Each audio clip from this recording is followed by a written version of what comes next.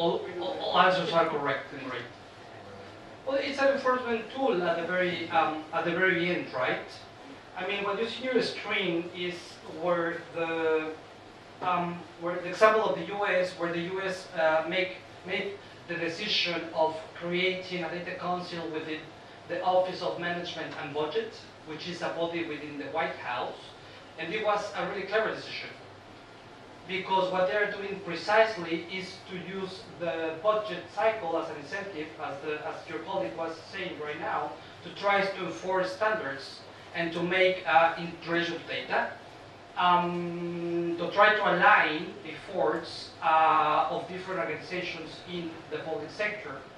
Portugal is another interesting example. In Portugal, you have the agency on digital as well, which is the AMA. I don't remember what AMA means because it's Portuguese. But this is the agency in charge of digital government. But what they did, that also applies to digital government standards, such as with data standards, is to establish a threshold. Okay, so they have a threshold, I think, of 10,000 euros or 5,000 euros, I don't remember. And the decision was, if the budget that you're asking to implement a digital project is above that threshold, then you need to make sure that you align and implement the different digital standards that we have created, which at the same time, in some cases, include data standards. Bronwyn was speaking about that earlier. Okay, this is why budget is it's important. Okay, because the government can use that precisely to enforce the application of different guidelines or tactical tools that they may have for the public sector. Okay, a lot of you have been speaking about interoperability, as I mentioned at the very beginning, and standards, data standardization, and so on.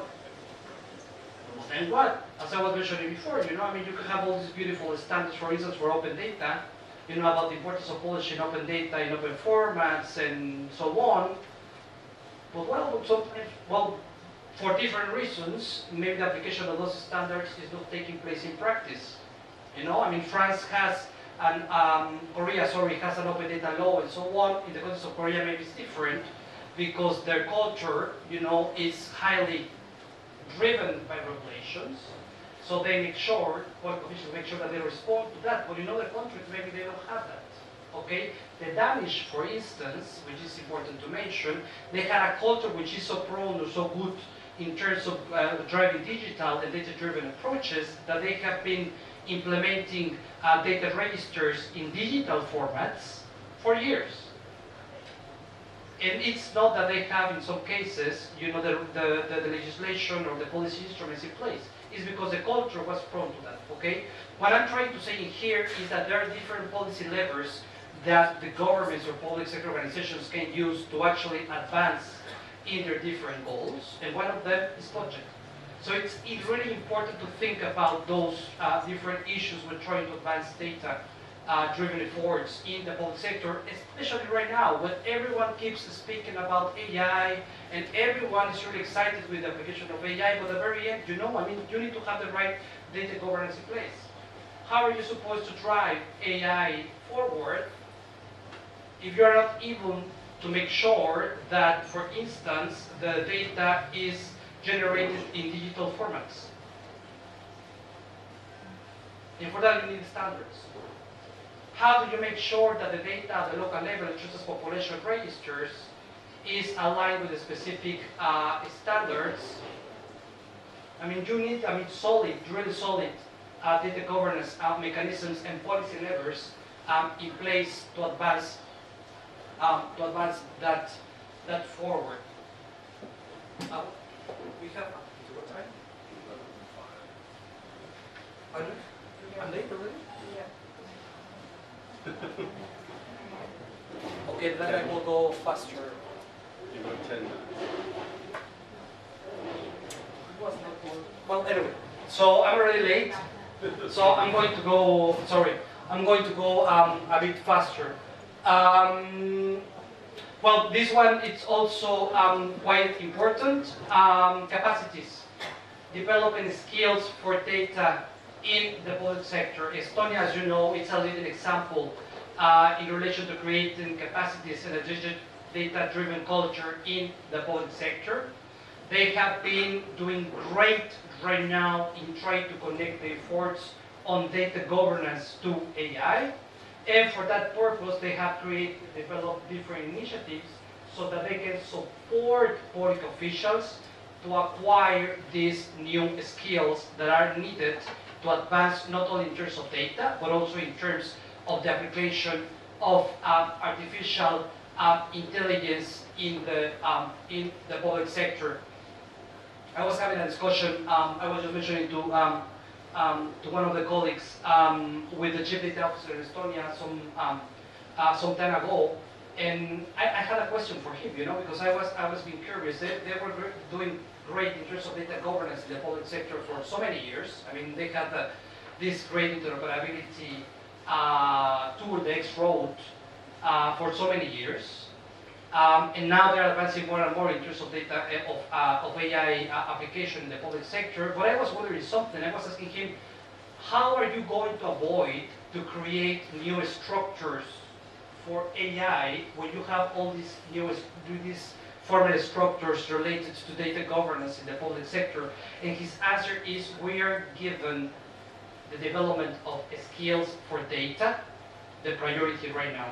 Because at the very end, if you don't have that in place, you know, it's really difficult to keep advancing in terms of the implementation of artificial intelligence in the public sector. As I was also mentioning yesterday, at the very end, digital government and a data-driven government is about the people. You have other examples about technical tools in there, but one that I think I would like to mention is about, especially in trying to connect the discussion around data governance and artificial intelligence, it's about the importance of data provenance. And data provenance, which can sound a little bit like the tricky concept, is mainly to be clear about where the data is coming from and which is the source of the truth. What happens when you have two different organizations generating data about the same topic? During the COVID, that was a big problem, because in some countries you have different organizations maybe generating information or data, which is more about numbers, of course, but data about the COVID and so on, and in some cases there were examples in which these countries were releasing information and data about the COVID, which was contradictory among itself. How is it possible that this happens? You know, so there has to be a clear governance structure around this data to make sure that the data, as I mentioned before, is trustworthy. Because in some cases, you know, there can be this type of mistakes happening, and then you lose public trust really quick. And that also applies, of course, to the context of what data is informing the different AI systems. If you ask me, I think data provenance is important in the context of data governance for AI, especially when you need to run later on in the process an auditing in the case that maybe the output of the AI created a negative impact. You need to know what is the data that is informing that specific AI system, and for that you need data provenance. You need registers. You need to be able to create an audit trail, okay? So that then, if needed, you can see what happened, and then correct or to take action, if needed. I think I want to leave it in there because I'm already late. I mean, I think we can go on and on about this, but I think there's going to be another presentation by our two great peers, and after that we'll have to take any more questions if possible. Thank you.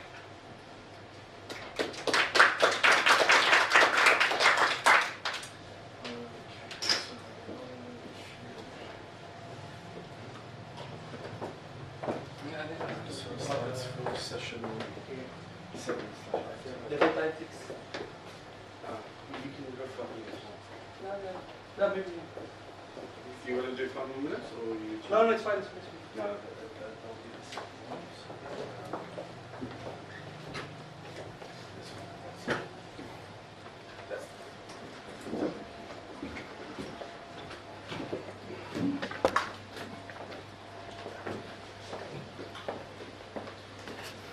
Hi everyone.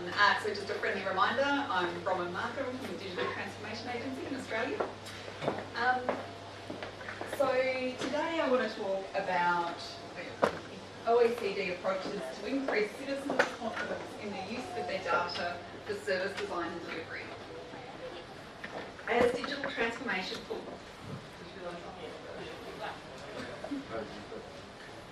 Sorry. Thank you.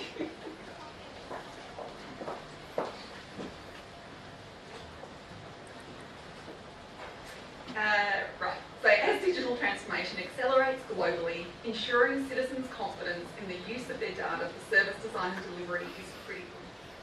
OECD countries have been at the forefront of this effort, implementing robust policies and cutting-edge technologies aimed at safeguarding data protection and privacy. The Digital Transformation Agency plays a crucial role in helping the Australian Government and, in turn, OECD countries advance in increasing citizens' confidence in the use of their data for service design and delivery. In this session, I'll be outlining the DTA's initiatives in strategy and policy development to address issues related to data governance, data ethics and risk management.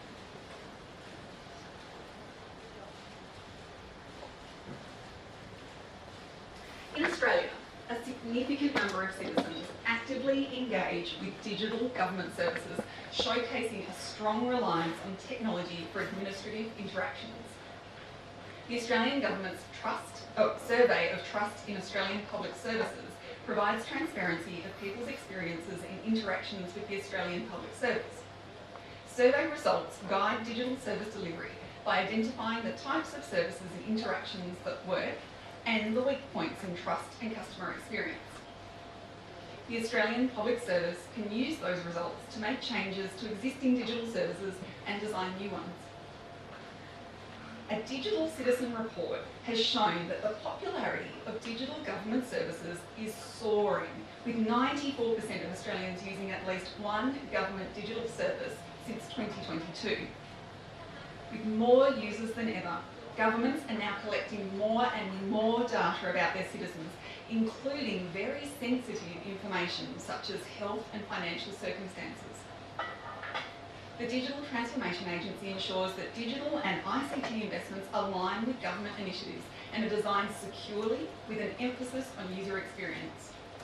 It plays a crucial role in creating accessible, inclusive and secure digital services, promoting transparency, privacy and robust user engagement. Today I'll be talking about the DTA's Data and Digital Government Strategy and Digital Experience Policy, of which both support and contribute to the Australian Government delivering simple, secure and connected public services.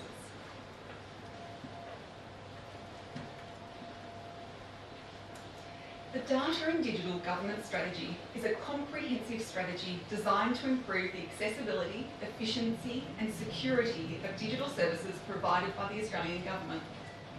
The strategy aims to modernise government services, making them more accessible and user-friendly for all Australians.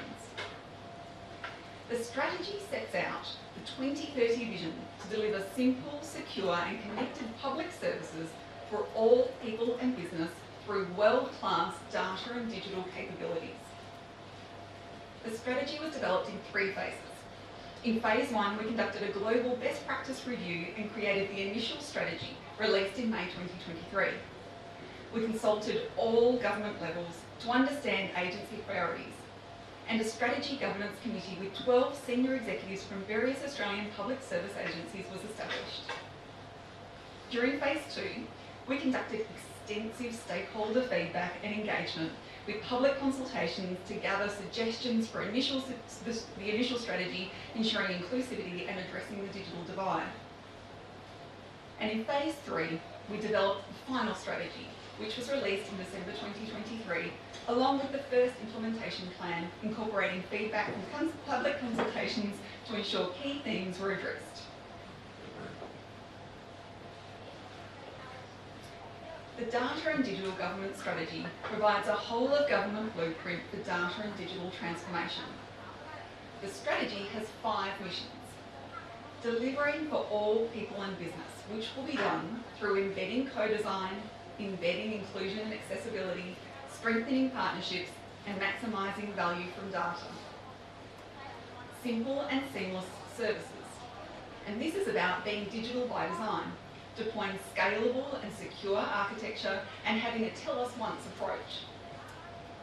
Government for the future, which is about adopting emerging technologies and modernising investment approaches. Trusted and secure. Build and maintain trust. Modernise legislation, connect data, digital and cyber security. And data and digital foundations.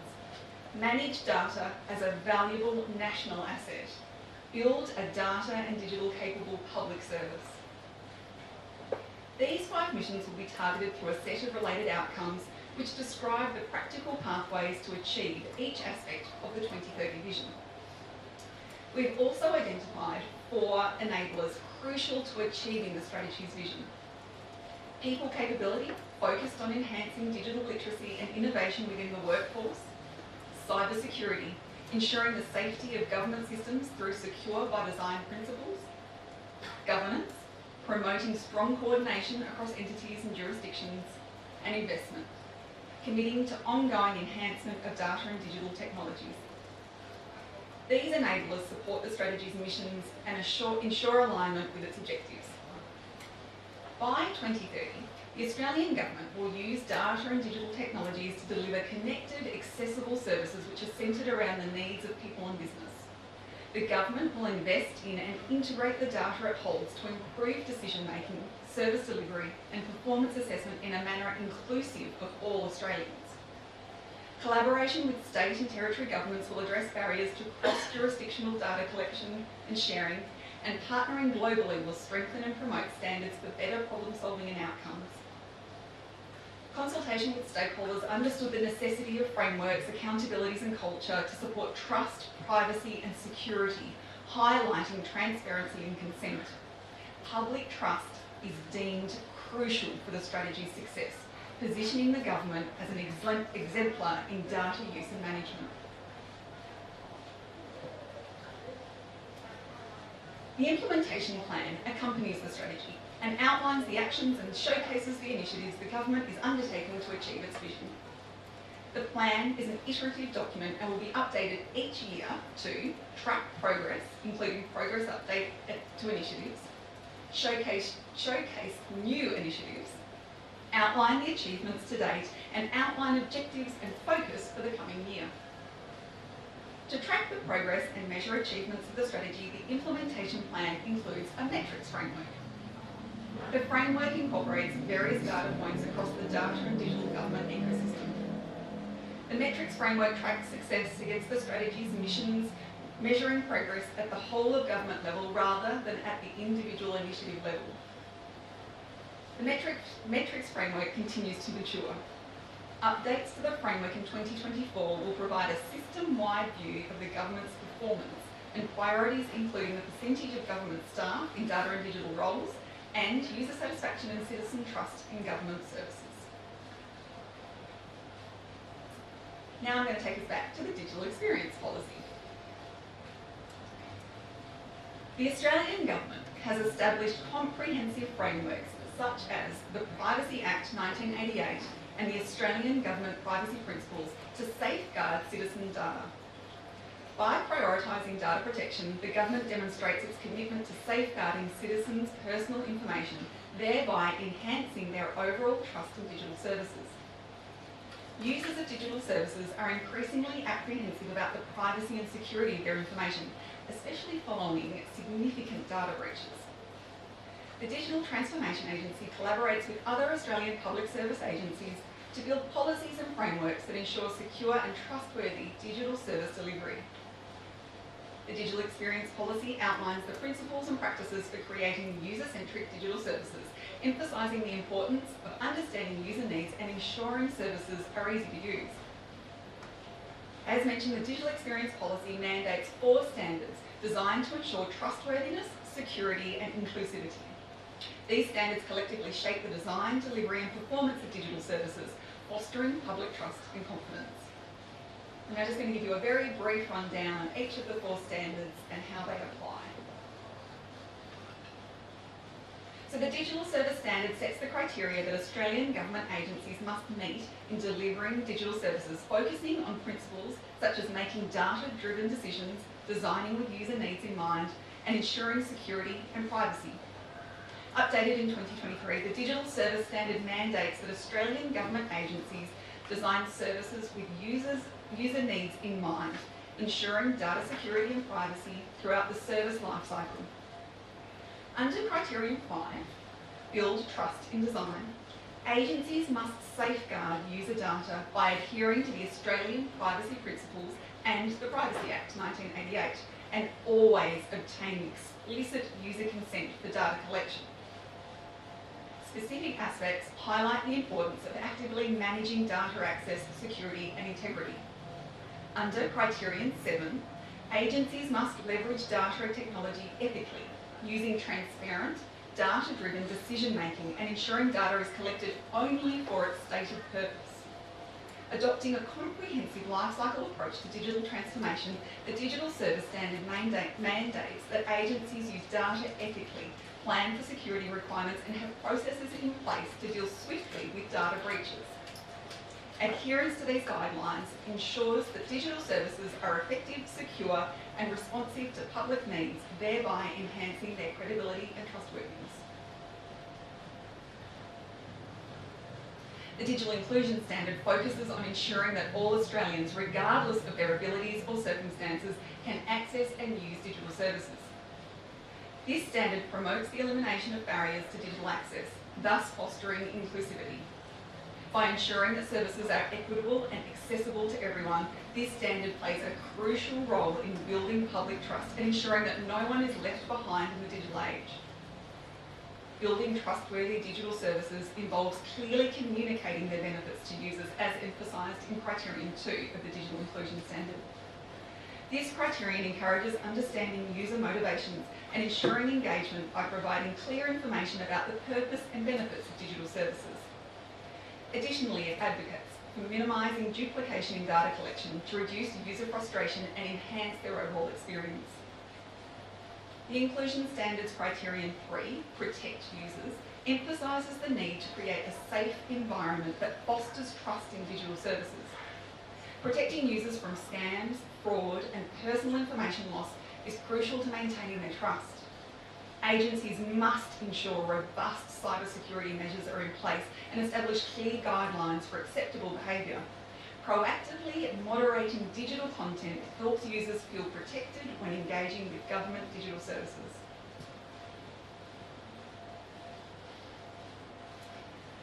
In the digital age, the way governments present their services online is crucial for building public trust.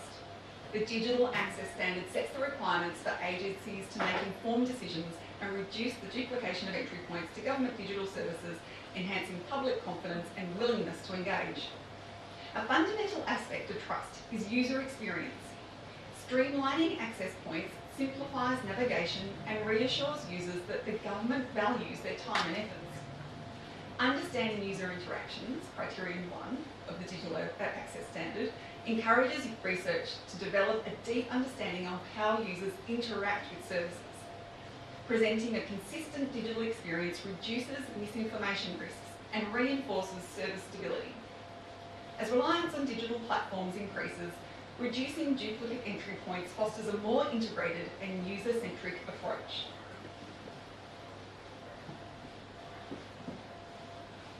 And finally, we've got the Digital Performance Standard, which ensures the consistent monitoring of government digital services to support continuous improvement. Criterion 2 mandates reliable and seamless service availability, ensuring users can access services when needed.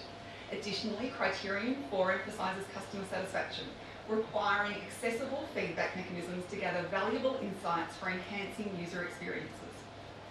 Safeguarding user privacy through clear data practices is critical in building trust.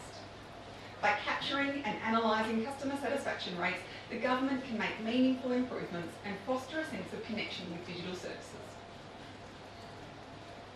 The Data and Digital Government Strategy and the Digital Experience Policy are two whole-of-government initiatives that are focused on improving the experiences for people and business interacting digitally with the government information and services.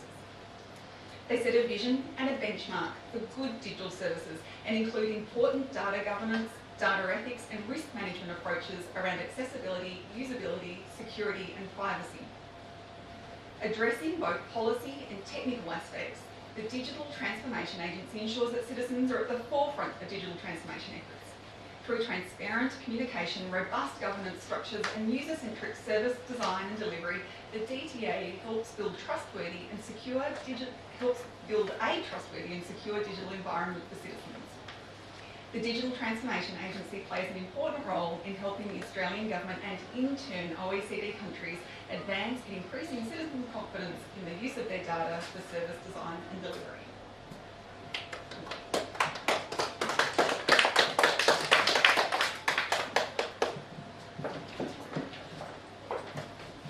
Thanks so much, Bronwyn. So now we'll invite Martin to the stage to give his quick overview.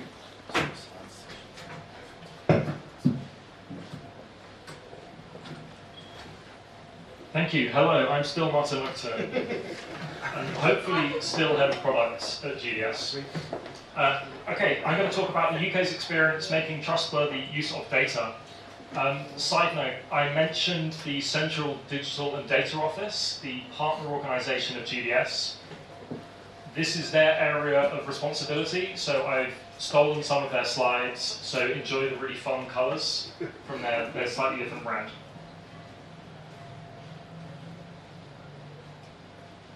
Okay, the UK sees data as a strategic but also underutilised asset. We want to use data to help make the citizen experience more coherent, to generate new value through AI, and to make government more joined up, agile and adaptable. But at the moment, data is siloed in different departments. So I'm going to talk about three things today. The first thing is establishing ethical and trustworthy data sharing. The second is trustworthy use of AI and algorithms. And the third thing is harnessing public sector data.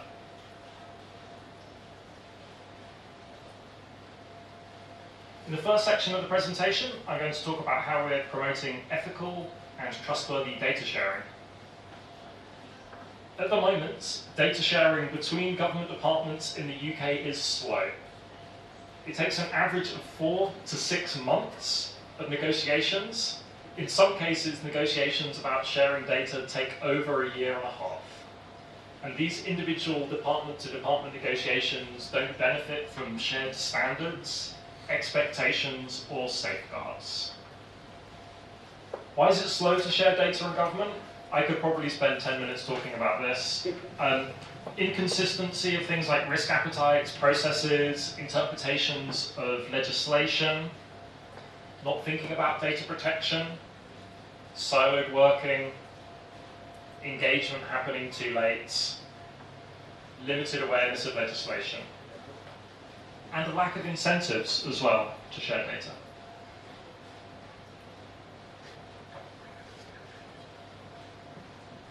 Work on improving government's use of data is led by the Central Digital and Data Office, as I mentioned a minute ago.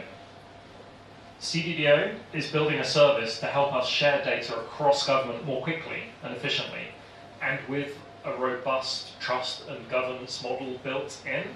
We're calling it a data marketplace. It creates the guardrails and structures to enable timely and efficient data sharing. This service is currently in beta. The marketplace brings data sharing into a clear, single space so that it can be transparent and well regulated. It makes it easier to discover and access data. It makes agreeing and managing data sharing easier, faster and compliant. It has a standardized process for sharing data to help drive a data protection and privacy culture. It makes it easier to create and deliver interoperable and reusable data services, and it also makes it easier to access guidance on how to do the right thing. At the moment, good use of data is held back by an incomplete understanding of government's data estate and which data assets are valuable across government. So we're establishing, government data sharing is impeded by a lack of understanding of the roles that exist around data and what people are accountable for. So we're establishing a model for understanding our data assets and also for understanding what roles and responsibilities exist around data.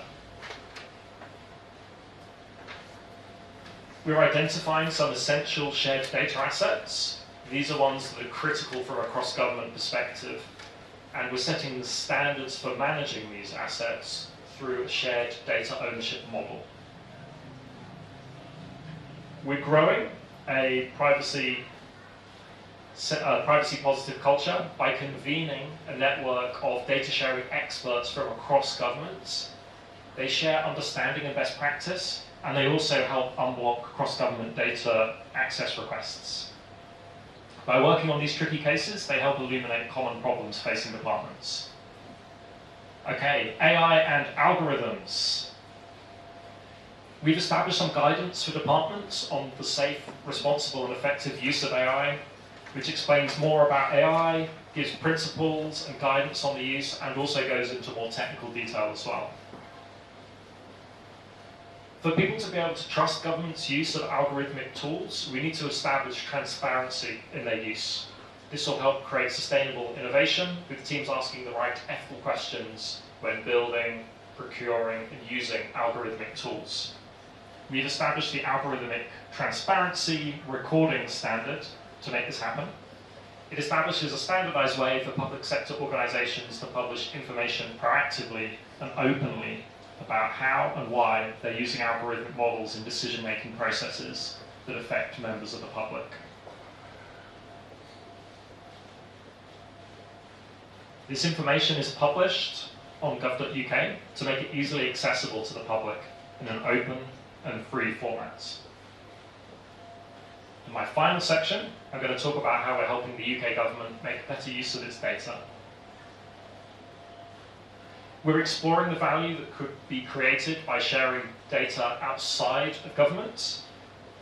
Doing this would require careful legal and ethical oversight, so it's something that we're exploring very carefully. Strengthening open data as well will also help generate economic value.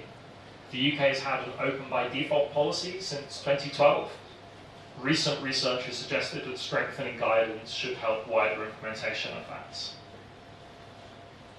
We're also exploring integrating the UK's existing open data portal, data.gov.uk, which has over 68,000 datasets, with the new data marketplace to improve transparency and discoverability of shareable and open public sector data. So in this session, we've looked at how the UK is making trustworthy digital services by establishing ethical data sharing, transparent use of AI and algorithms, and I've looked quickly at how we might make better use of government data in the future. For further exploration of AI, the British Embassy in Bangkok is organising UK-Thailand AI Week, 21st to 23rd of January. They extend a warm invitation to all of you if you would like to join. I hope you've enjoyed the presentation. Thank you.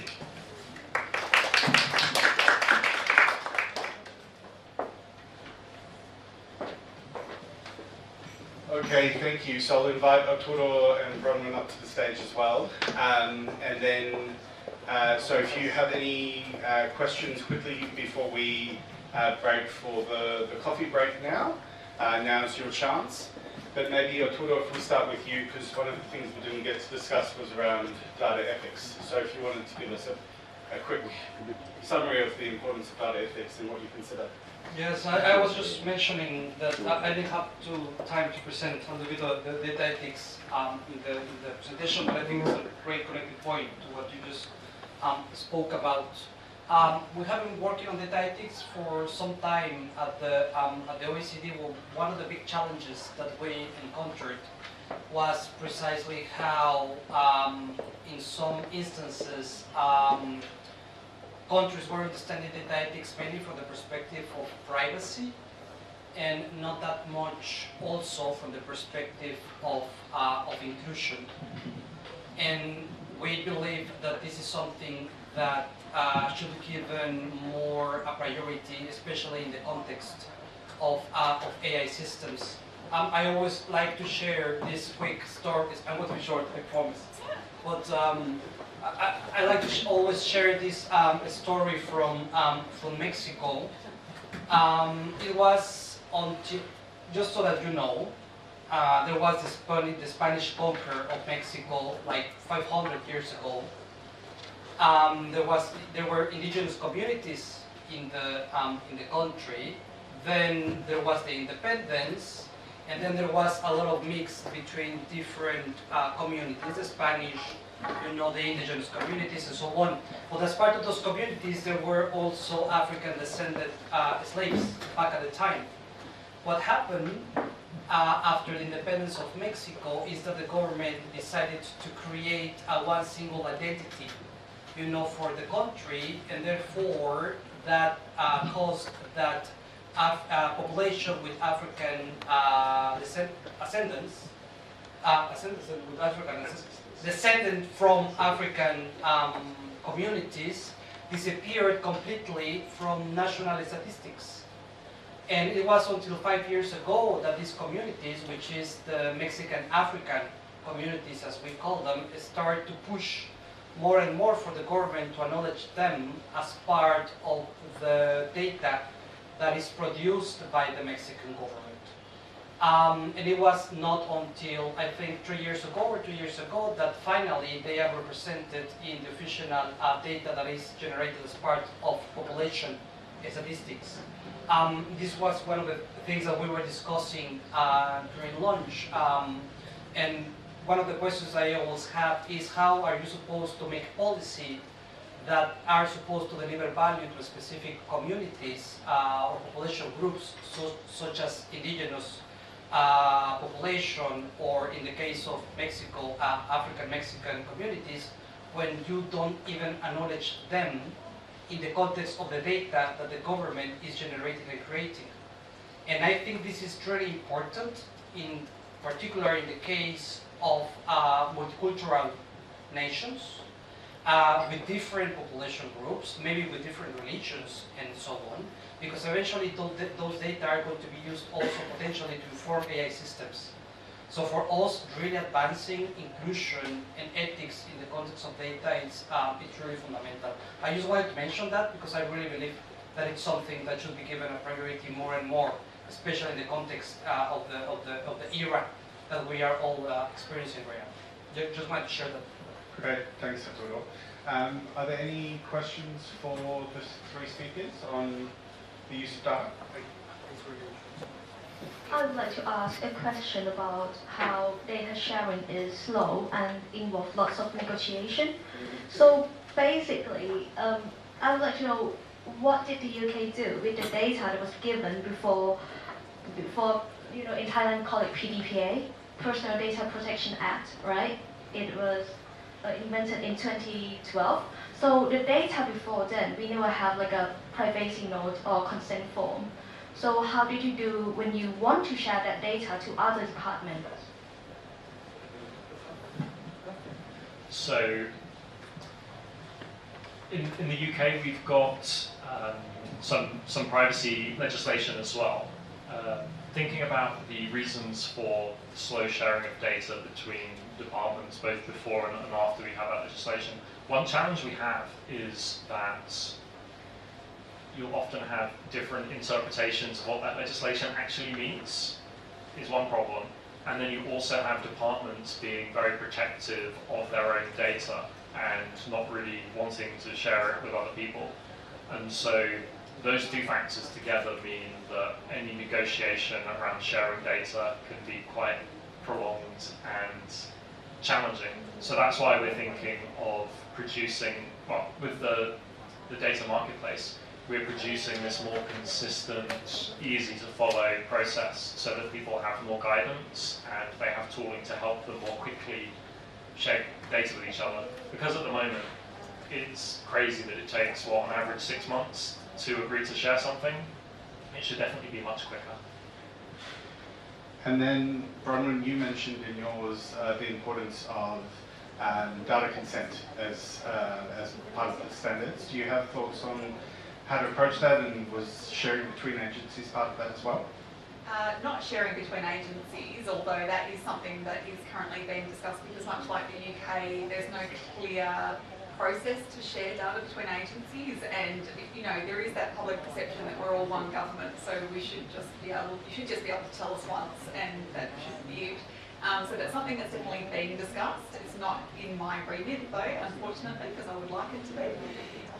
But in terms of getting consent, I think that's one of the major things that we sort of talk about with data privacy and data protection, which is making sure that we're asked, when we're collecting data from users, that we're letting them know what we're collecting it for, and we're not collecting it for any other purpose, and that where we're storing it and what it will be used for. And making sure that we get explicit consent from users for that is essential in building trust, and especially in terms of recent data breaches, having that consent to say, I consent for the government to collect this data about me, and only this data about me, and nothing else. That's about all I've got. Perfect, and we've got a question here. I'm sure there are many like junk data. Do you have any task force on those cleansing? That's the first question. And my second question is that do you have any evidence showing how satisfactory from the citizen after all these task force you have? Thank you. Yeah, I don't think we've got really a task force on data, not at the DTA anyway, that I can speak to. In terms of customer satisfaction, that's part of the digital performance standard. That's certainly something that the feedback that we're getting from user customer satisfaction and feedback portals is that, data breaches, personal loss, risk of personal loss of information is really important to them, and having that consistent approach. Talking about the digital access standard, having that one portal where people can come to, they've got one digital identity mechanism, authorisation to come through, gives them that feeling that the government cares about them, and they've got that one approach to come in. Just a quick one. Agree with all of that. In the UK, we don't have a task force that's going around improving the quality of data. I mentioned the open data portal that we have, data.gov.uk. I mentioned that we have 68,000 data sets. That sounds really impressive. If I wanted to say how many of those are high quality and known to be high quality, I would struggle to answer that question. I think it's a much smaller percentage. And speaking personally, one thing I would like to see us invest more time and energy in is improving the quality of understanding which of our public data sets are useful and valuable, and also thinking about what improvements we might need or want to make to them to make them even more useful and valuable. At the moment, that feedback loop doesn't exist, and the culture around open data in the UK has largely been around just publish it and then your job's done, everything's fine. Whereas really what we need to do is have a more evaluative approach where we see how well things are working, and then we make targeted improvements to make them more valuable. And I would hope for us to start with that by taking a targeted look at what are the highest priority data sets, what are the most important and valuable ones, and let's see if we can improve those ones as a priority rather than trying to make all of the 68,000 ones amazing. Maybe we take an approach similar to Gov.uk, where we say 1% of the content is the most important. And we say we're going to make that 1% really, really, really good. Can I supplement? I think we have also to be clear about something, because in some cases, of course, that you have the federal, the central, data responsibility owned by specific bodies, such as those in charge of the digital government and so on. But we should not forget that we have also sectors. So, for instance, task forces have been created in the context of geospatial data. You have also task forces created, normally led by the line ministries, in the context of transport data. We have been also observing a lot of interest and effort given the climate challenges related in the case of open data around open green data and so on. So I mean at the sector level, I mean this kind of coordination is also taking place, and at the same time all that different coordination and task forces hopefully are also helping to inform the broader responsibility in terms of data access and sharing in the public sector and with external actors, which is something that I also wanted to mention, because data access and sharing is not is definitely fundamental in the context of the mission of the public sector and the government. But let's not forget also the data access and sharing between the different sectors. And I wanted to mention, for instance, one of the challenges that sometimes some governments have faced is that when you procure maybe a specific project, this is of course paid with public funds, but this is implemented by an external private sector organization, okay? And one of the problems is that data was being produced, in the context of that project, but then the private sector organization didn't want to share back the data back with the public sector.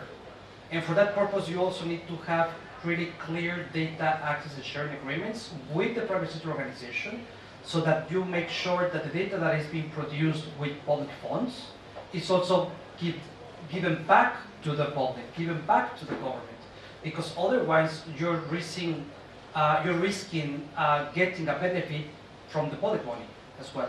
So I think all that data sharing perspective is also pretty important, which I think is connected to what you were speaking about in the context of data marketplaces. In Europe, I think you're familiar with it, they're working more and more with data spaces, precisely to try to create these new data access sharing mechanisms, which can help to ensure that the quality of the data around specific sectors is up to what is needed by different actors, including inside and outside the private sector, but at the same time is aligned with different regulations and trust specifications around data access and sharing.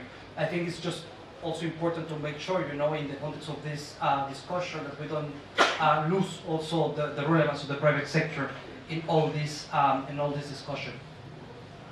Great, thank you, and I think that's a really good reminder based on the inputs from you this morning and the reflection that you wanted to hear more about the importance of sharing of data and having that integration across the sector. So if there are no more questions, I'll hand over now and we will go to a coffee break and then come back for the workshop in the afternoon. สวัสดีครับก็เดี๋ยวเราจะเบรกก่อนที่จะเบรกนะครับผมขออนุญาตแจก questionnaire ตัวนี้นะครับให้กับทุกท่านนะฮะทำไปดื่มกาแฟไปก็ได้นะครับแล้วก็หลังจากจบเซสชั่นตอนบ่ายนี้มาให้กับเจ้าหน้าที่เรามีของที่ระลึกจาก OECD จะมอบให้ทุกท่านนะครับหลังจากนั้นครับเชิญรับกาแฟเลยนะครับเดี๋ยวผมจะวางไว้ questionnaire ไว้ที่บนโต๊ะนะครับขอบคุณครับ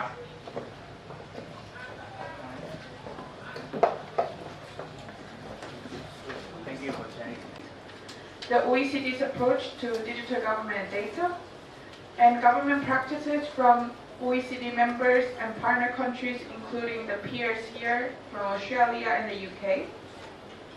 But then you also highlighted that there still remain many challenges for Thailand to overcome and enable an integrated service design and delivery. So these challenges, based on your input on Mentimeters yesterday and today, so these challenges were particularly apparent under 4 different categories. So the first being more user-driven, so understanding users' needs, involving users throughout the service lifecycle. The second, providing seamless services, so end-to-end services with quality user experience. And third, being data-driven, managing data better, sharing, and then being able to use data to design and deliver better policies and services. And then the last, different governance arrangements that's required for you to enable you to design and deliver better services, such as there was a mentioning of a stronger collaboration among different agencies, need of standards, guidelines, and then having sufficient capabilities to drive this change.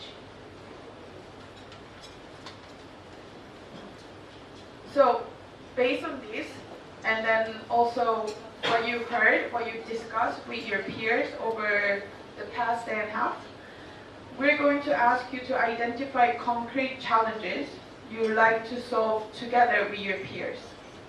So first part, I like to ask you to keep in mind that once you identify these challenges, we will go to the second part of the activity, where we will ask you to work together to come up with a feasible solution.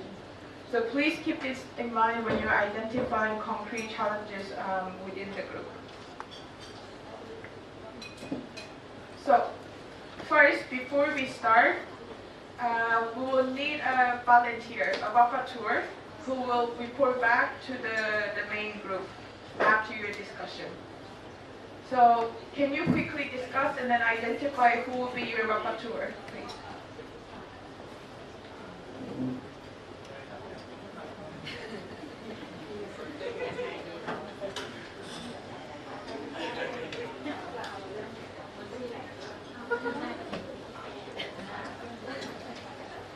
So group 1, who's your rapporteur? Okay, thank you so much. So you're in charge of the board. And then group 2?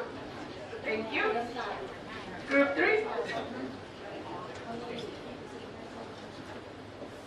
It's okay, you can, so in terms of language, you can choose either English or Thai to provide your inputs and then reporting back. So our interpreters has kindly offered to help us out, so you can choose whatever language you feel comfortable.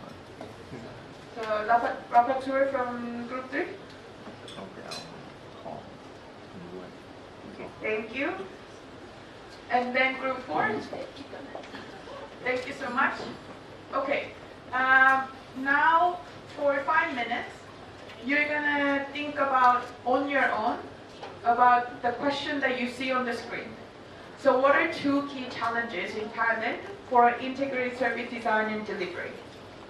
So I will also be the timekeeper, and then when time is up, I will let you know. Then we'll move into discussion among pairs, and then we will have the entire group discussing together to come up with the 2 challenges.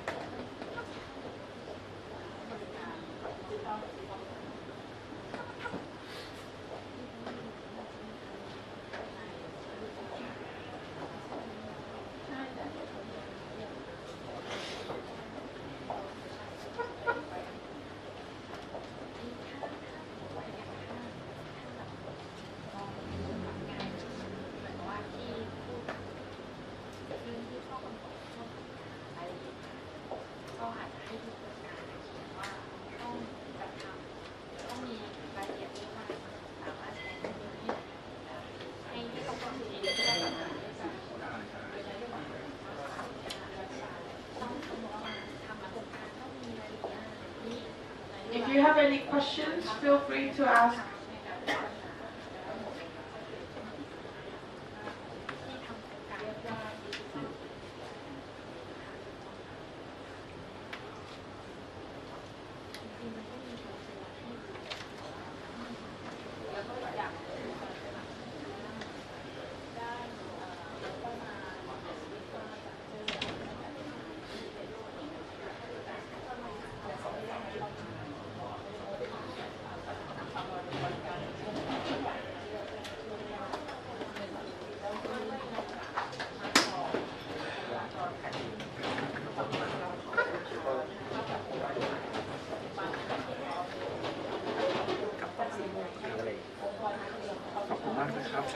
ตอนนี้ยังอยู่พี่อยู่ประมาณ4 โมงถึงไป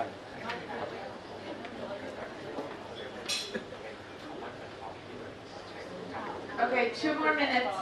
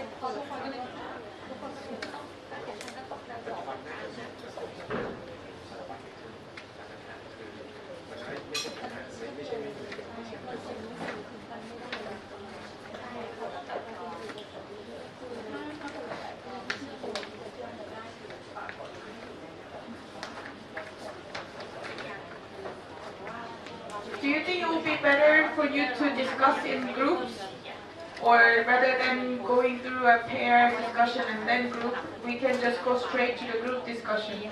Yes? เราถามว่าอะไรนะอะไรคือคีย์สองคีย์อะค่ะเอาเรื่องอะไรบ้างนะ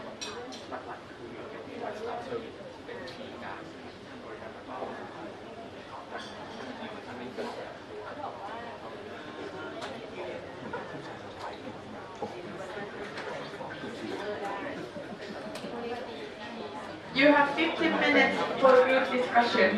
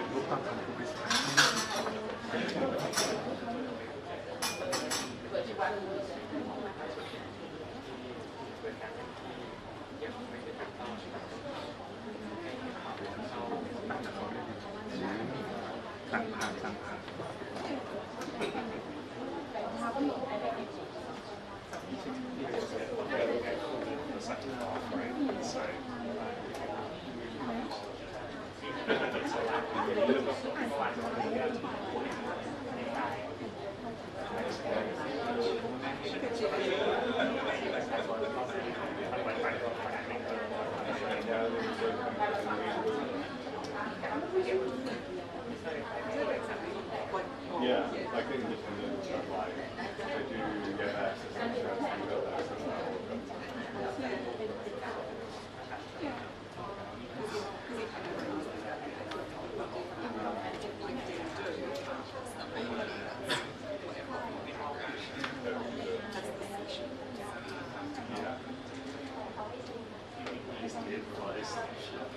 Transparency policy.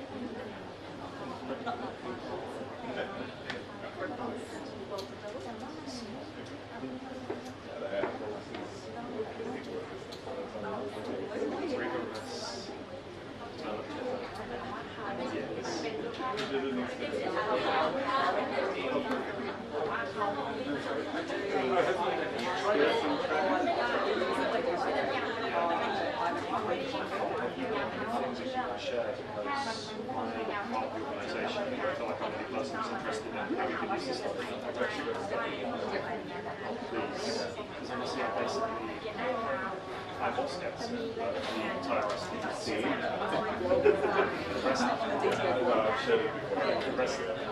the rest of our senior management team, they don't really agree with me. So I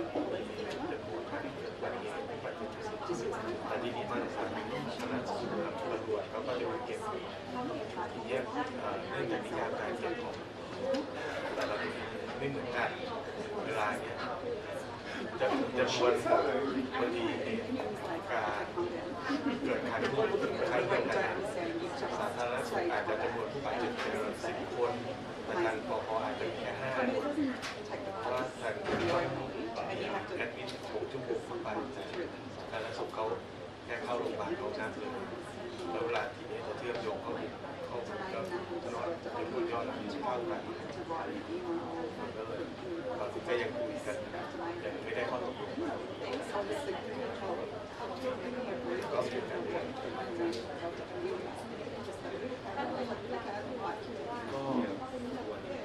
Yeah, okay, so that's good. เขาพูดนโยบายเพราะว่าอย่างระบบงานมันระบบไม่เป็นเพราะว่ามันใส่ยินดีการข้อกฎหมายเพราะว่าถ้าจะเนี่ยก็ต้องเป็นทางผู้บริหารต้องเป็นคนผลักดันเพื่อให้ทางมันจะมีทางเป็นสมัครกองที่ดูแลก็คือทำเพื่อผลักดันให้การแก้กฎหมายเขาก็อยากจะดูว่ามันยังไม่ใช่ที่สำคัญมาก So this is ก็ทำเหมือนเดิมมันก็อย่างเราแต่ถ้าผลักดันแก้กฎหมายก็จะแล้วก็ยังเหมือนเดิมเพราะเราลงทุนมากกว่าก็ยังไม่พอto set that ideas, but it's coming into this new digital centre. They basically built a privacy safe wrapper around soจะดูแลได้นี่ก็ไม่มีอยากจะดูเพราะว่าก็ต้องศึกษาเหมือนกับศึกษาสมัครงานต้องใช้เวลาเขามีการจัดอบรมอะไรก็จัดอบรมไปก็เขาไม่ได้ใช้ก็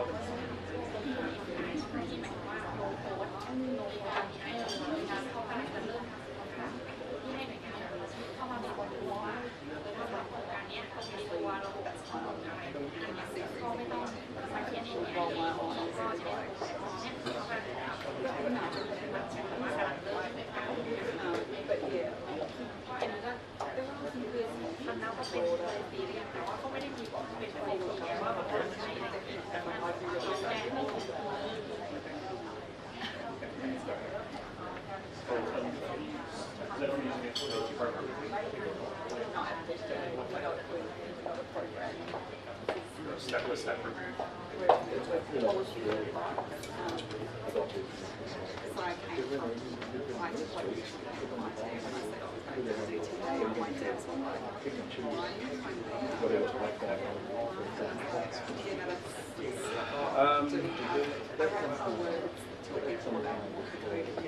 I really want different reasons for people have a problem working with, for example, one year is episode one year winter, one year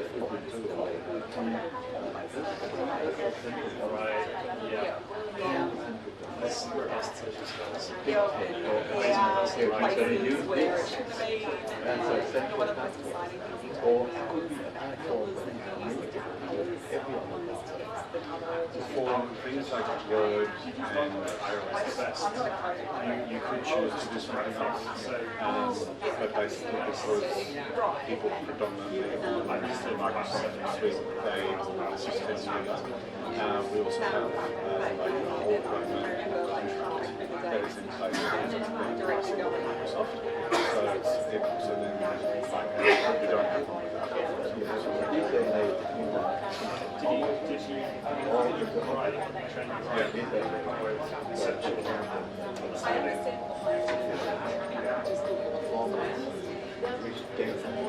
You have 5 more minutes. So that everybody can eventually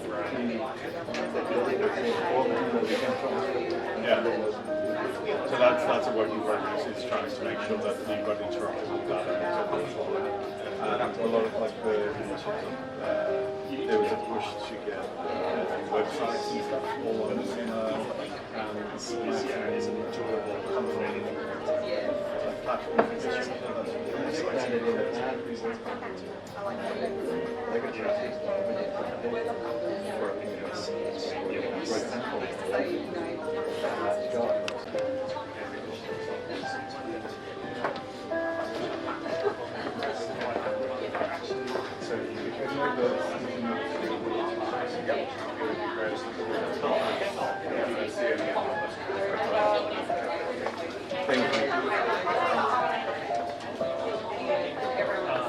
Okay, 1 minute everyone.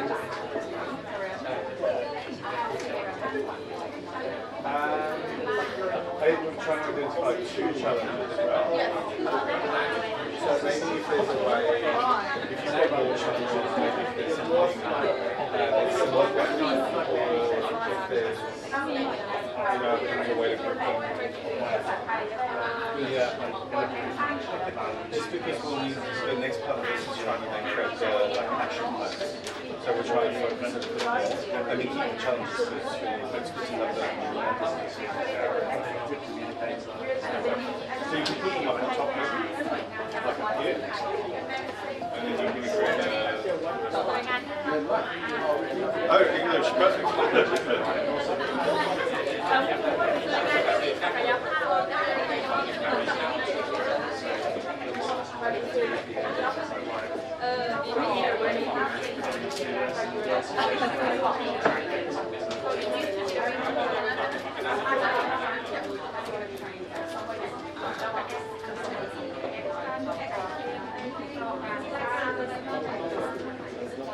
Okay, I will give you 1 more minute. And then I will ask each rapporteur to share their challenges to the group.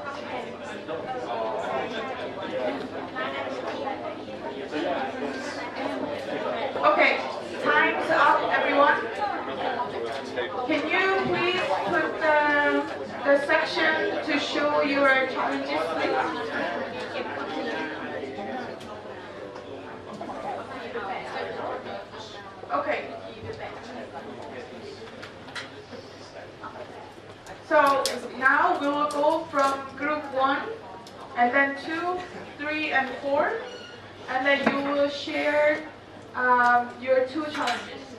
But as we asked before, there will be another activity following this where you will need to identify key action items, leading actor, stakeholders, and time frame and budget.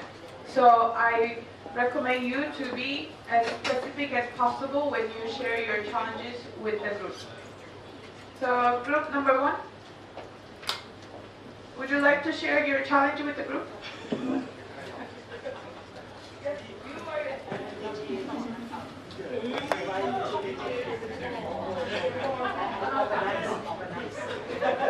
You're the assigned rapporteur.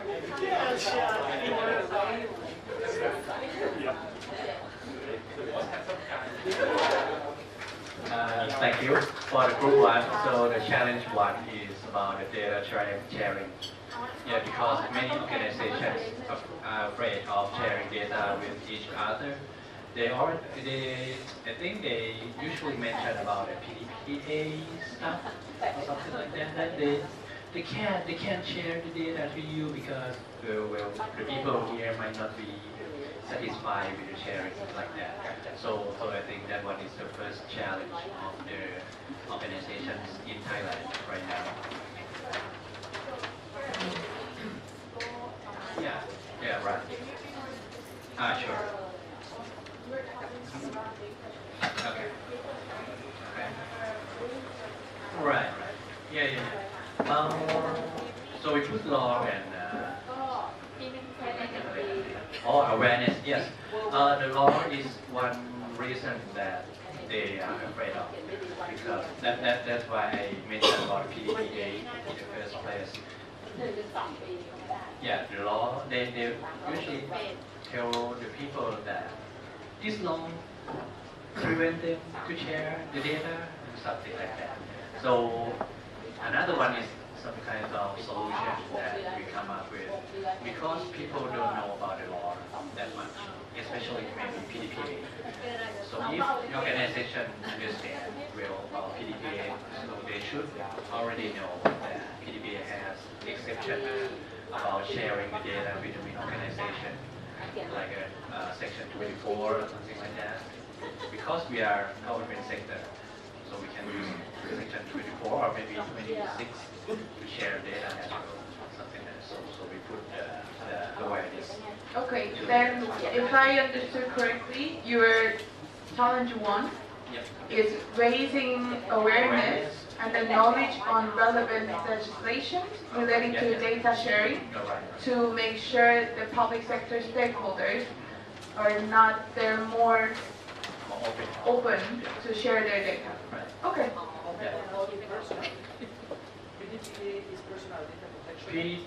For PDPA is personal.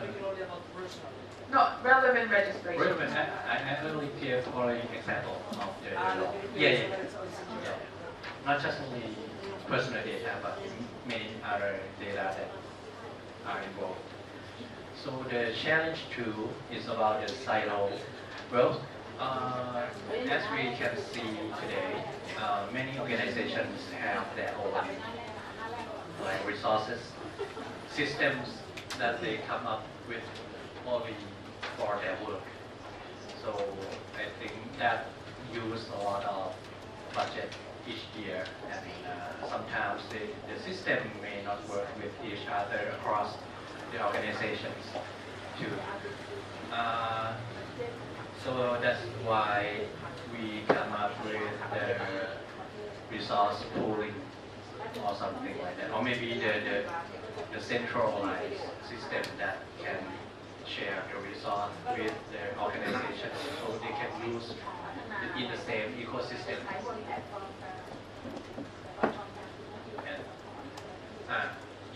And like the service sharing with each other. And so as a result, we think this can help to reduce the cost, yearly cost, like the budget of the government sector each year a lot. So your second second challenge is building shared common services or platforms infrastructure to be shared across the public sector, ensuring standardized approach to service design and delivery while breaking down silos among different agencies. Yes. Right. Yeah. Okay. Yes.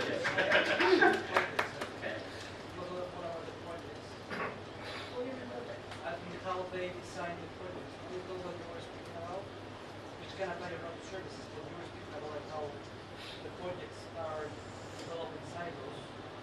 That goes to fragmentation. Yes. Also in terms of getting the political location. So what goes to the services or? No, but so that's why they're talking about having more centralized systems, tools. It can include a financial resourcing as well, to support different projects across the public sector, to maintain the coherency across the public sector. Right. Okay, thank you so much. Thank you.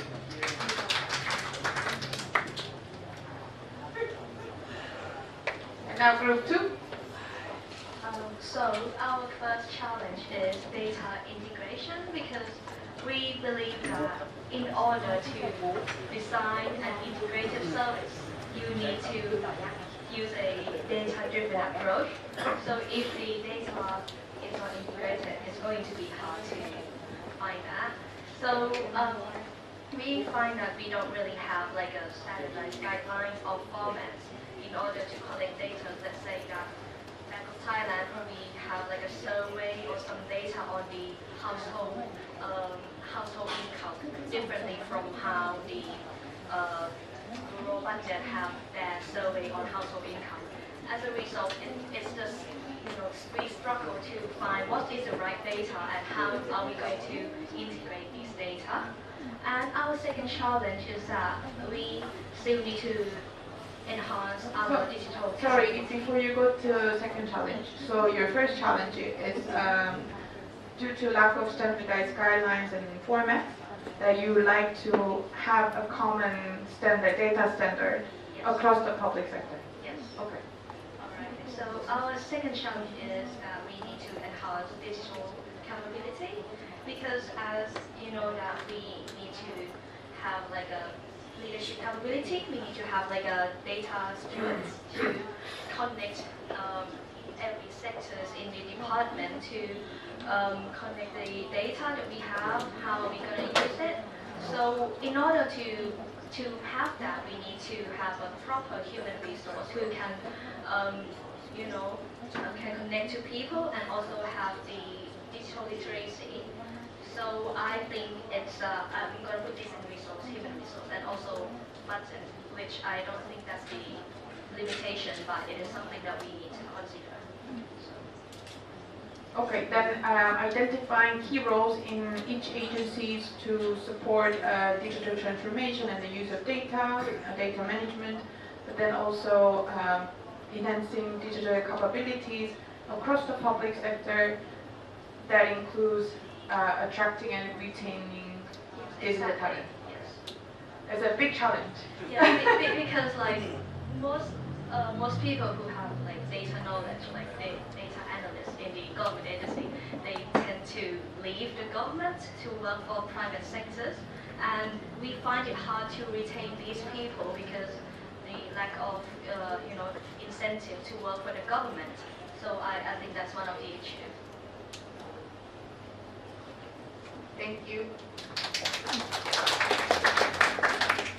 And group 3. ขออนุญาตนำเสนอเป็นภาษาไทยนะคะค่ะในส่วนของการเรียนขั้นแรกจะเป็นเรื่องของการให้บริการจัดทำแพลตฟอร์มกลางนะคะซึ่งจะเป็นส่วนที่จะช่วยให้กับหน่วยงานภาครัฐของประเทศไทยนะคะในส่วนที่เป็นหน่วยงานที่ยังไม่มีความพร้อมด้านการปรับตัวในด้านบริการด้านดิจิทัลเนี่ยได้มีโอกาสใช้แพลตฟอร์มที่มีความง่ายสะดวกนะคะซึ่งแพลตฟอร์มนี้จะต้องคำนึงถึงเรื่องของความปลอดภัย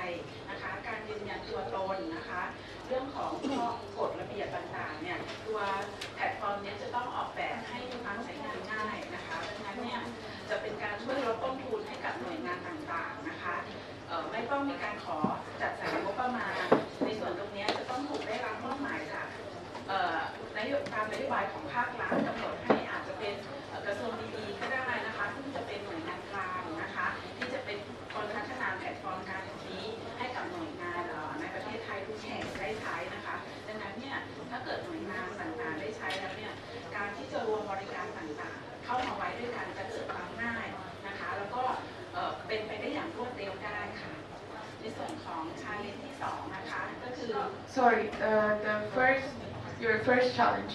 When you speak about centralized platform, are you talking about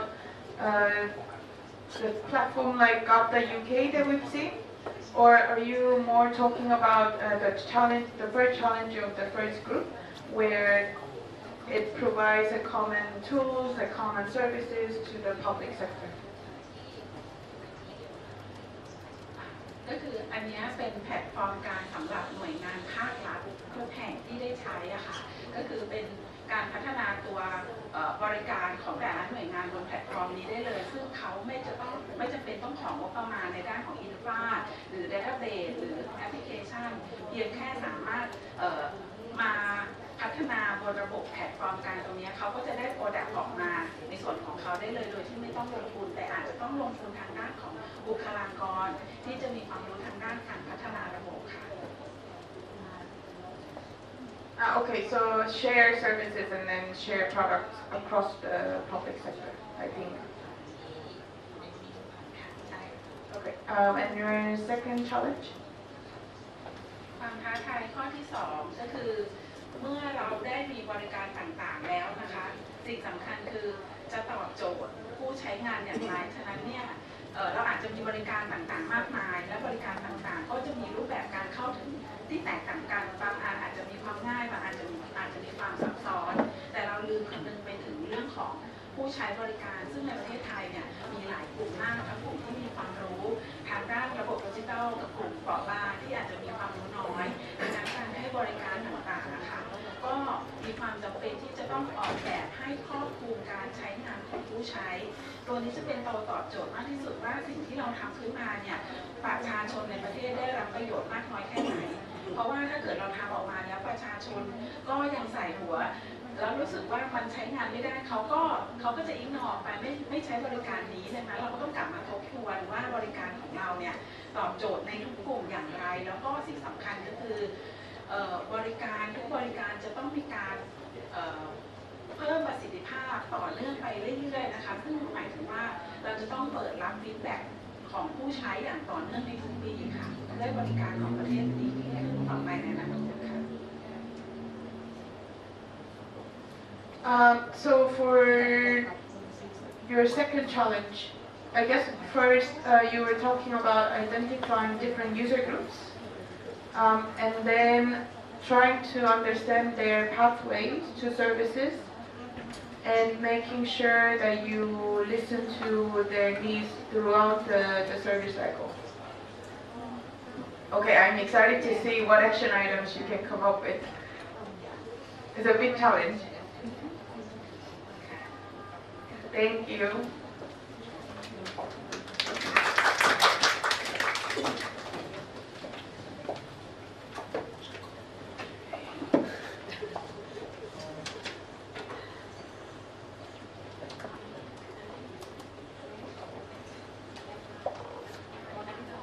Okay.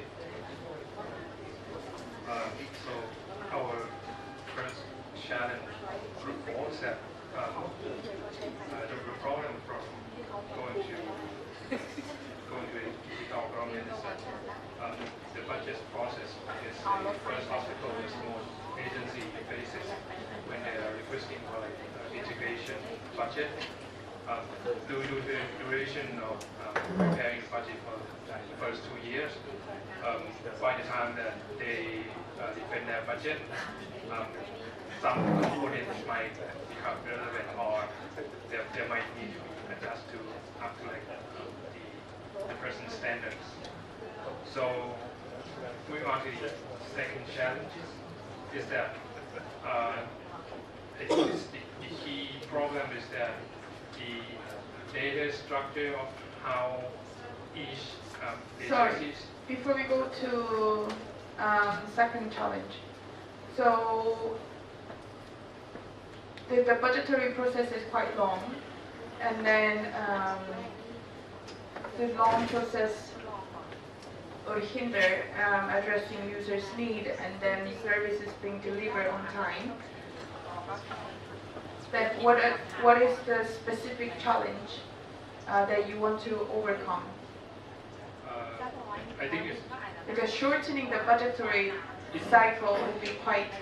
Yeah, I think to me it's more difficult than trying to obtain the budget.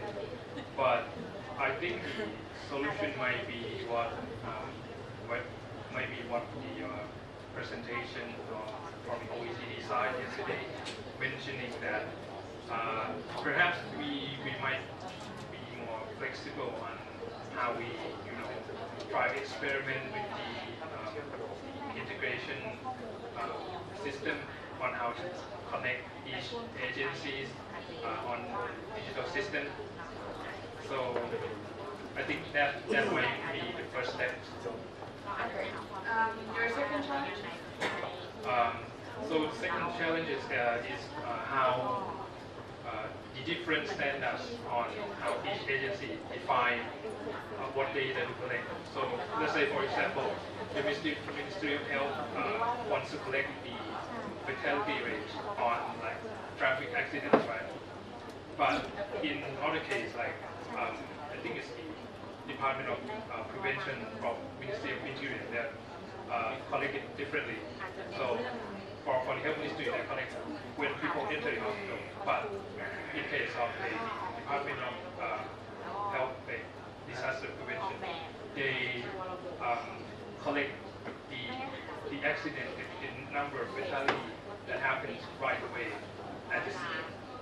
So maybe there should be like a central definition comes from the government that define what data should be collected and well, how should we, what direction should we work together and form a digital government system?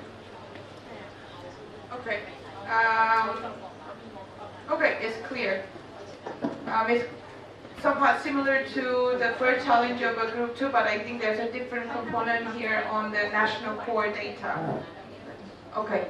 Okay, thank you very much. Thank you everyone, but it's not done. So the reason why we've asked you to go into detail is for the next activity.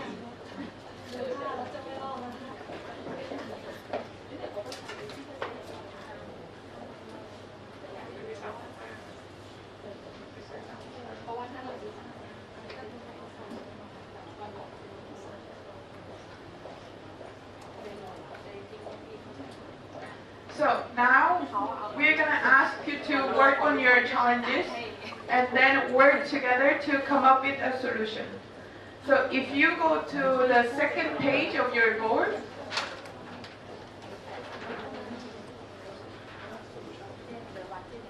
then you will see a table where we are asking, so you can put your challenge here on the top.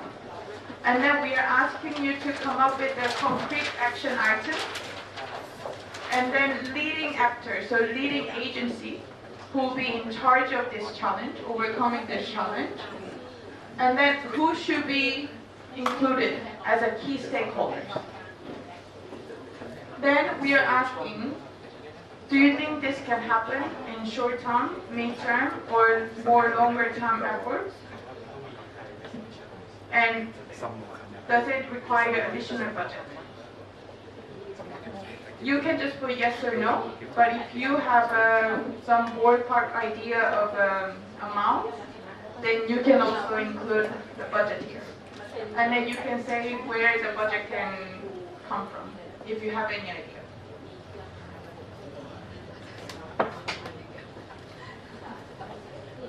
So I will give you 20 minutes to work on the first challenge, and then once you're done with the first challenge, you can create another table on the third page and then do the same for the second challenge. And during this process, you know, we have my colleagues Julian, Arturo, and then our peers, Martin, Brunnen here. So if you have any questions, or if you want to ask them, like if they have gone through a similar process, feel free to invite them to your group and then ask for their insights.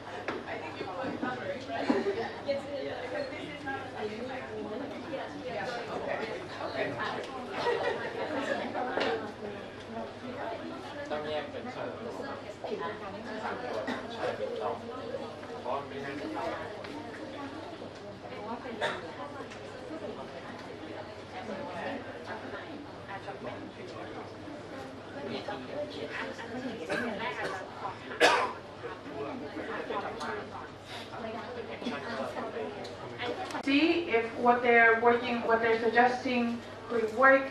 Is it feasible in Thai context? Do you think that's an amazing idea that you want to be part of the process? Or you think, oh, it's never going to work? So please feel free to move around, take a look at other people's ideas.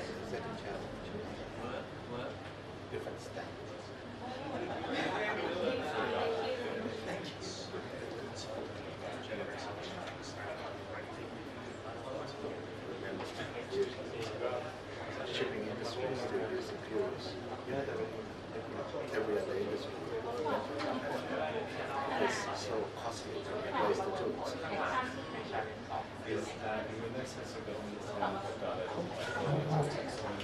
With the definition of AI, for example, collect data, were injured during the flood. The ministry had notified everyone that had to be attended by the medical staff at the disaster. Those who had to be hospitalized have to have rest that will be so when you have the same case, the number of injured person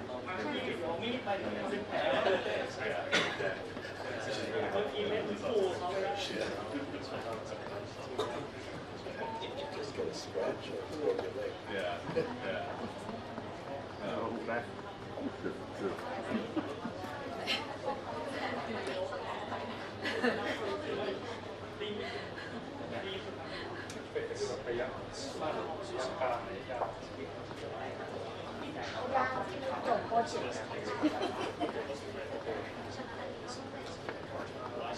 Can we, on the board, can we maybe do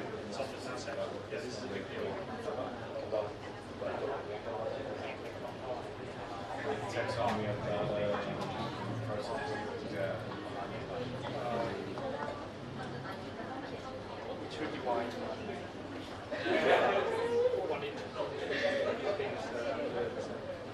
Divided by 8, like what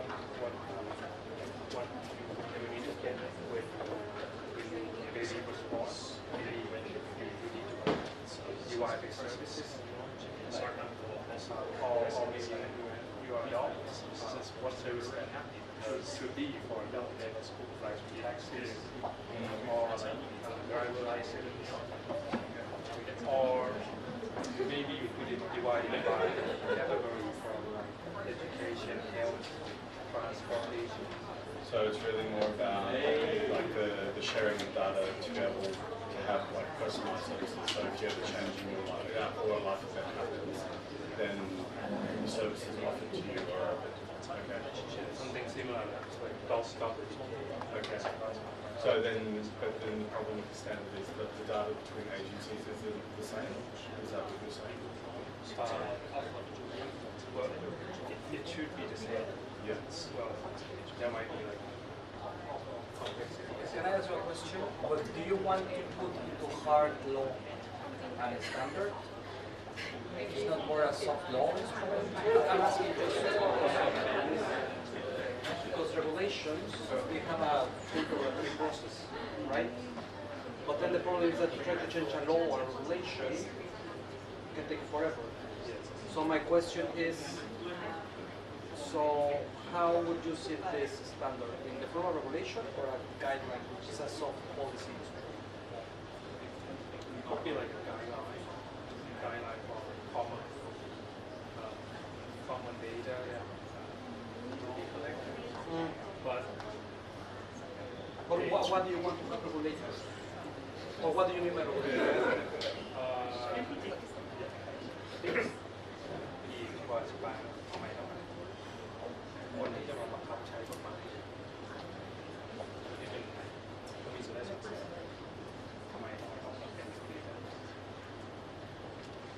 Because you're speaking about the data standard.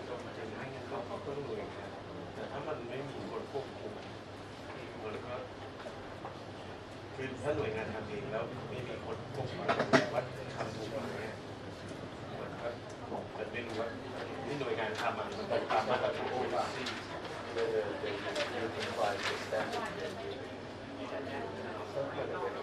just like an overseer.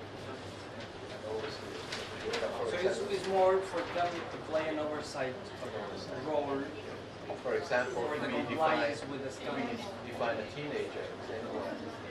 I mean, it could be defined as anyone under 18 or under 16. We agree this. Under 16 is not teenagers, right? Oh, he's 17, he's young adult. Now, he's 16, okay, he's a teenager. Something like that. So Yeah, that but here we you're speaking about the data standard. Beg your pardon? You're speaking about the data standard. Yeah, yes. That's what I think that's what we're trying to create is that there's between agencies they're not using common definitions. So they need to establish common definitions to then be collecting data in the right way. Well, that's why I'm asking why a regulator is citing a technical thing. You're As speaking opposed about to guidelines. it's a technical standard. No, I'm asking you what would be. No, I'm asking. It depends really on the country. Data ethics standards. Those are soft instruments, so you cannot put them into law because normally they can change. You know, but the institution, for instance, the UK overseeing the application of the data ethics standard, it's not a regulator. Is, or it used to be at least, the office in charge of data and digital. So this is why I'm just asking, because maybe here on this institution, because definitely a regulator can play an oversight role for the compliance with specific standards. But then this is my question, the standard then it's grounded into a law? Are you putting a technical standard into law? Or it's a soft instrument? This is where I'm getting confused.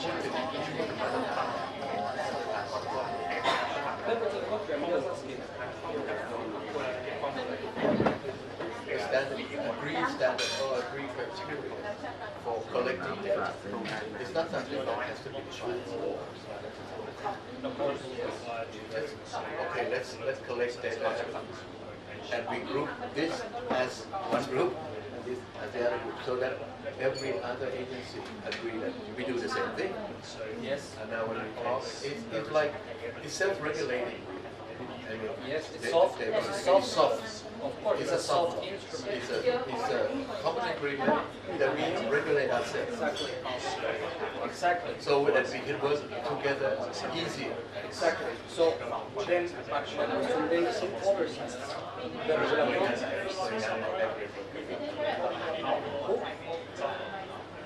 I'm just asking.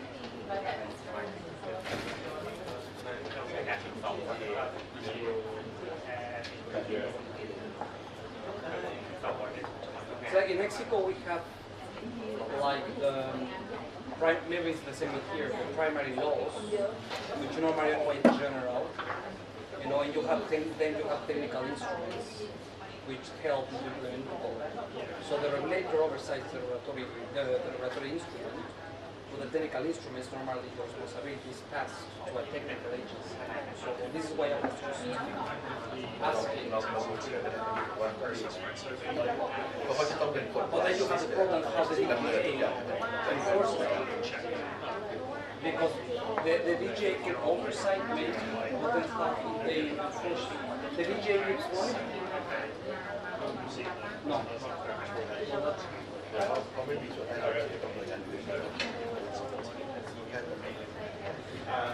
That's all we've got time for.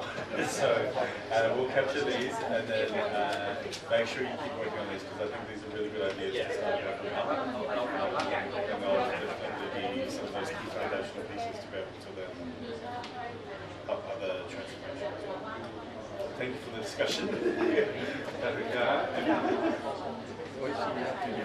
A ministerial relationship. Yeah. Very good. I think that's where it's going to have to come from.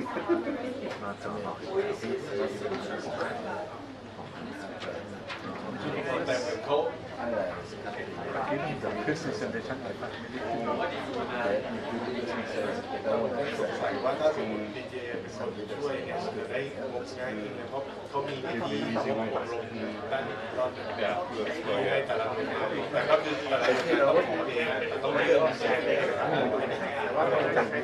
ไม่น่ามีอะไรครับแต่พี่งงไม่รู้ว่ามันจะอะไรได้งง่ายขึ้น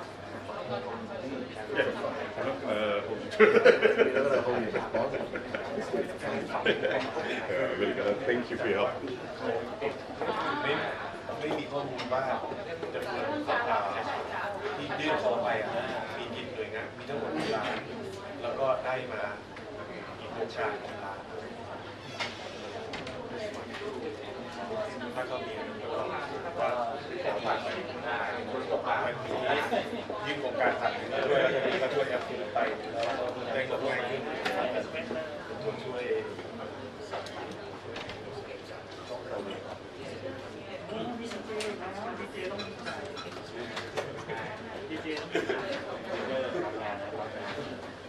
นี่ทุกคนต้องภูมิใจนะพวกนี้ดีเจเกือบทุกกลุ่มเลยนะเรียกหายไปไหนแล้ว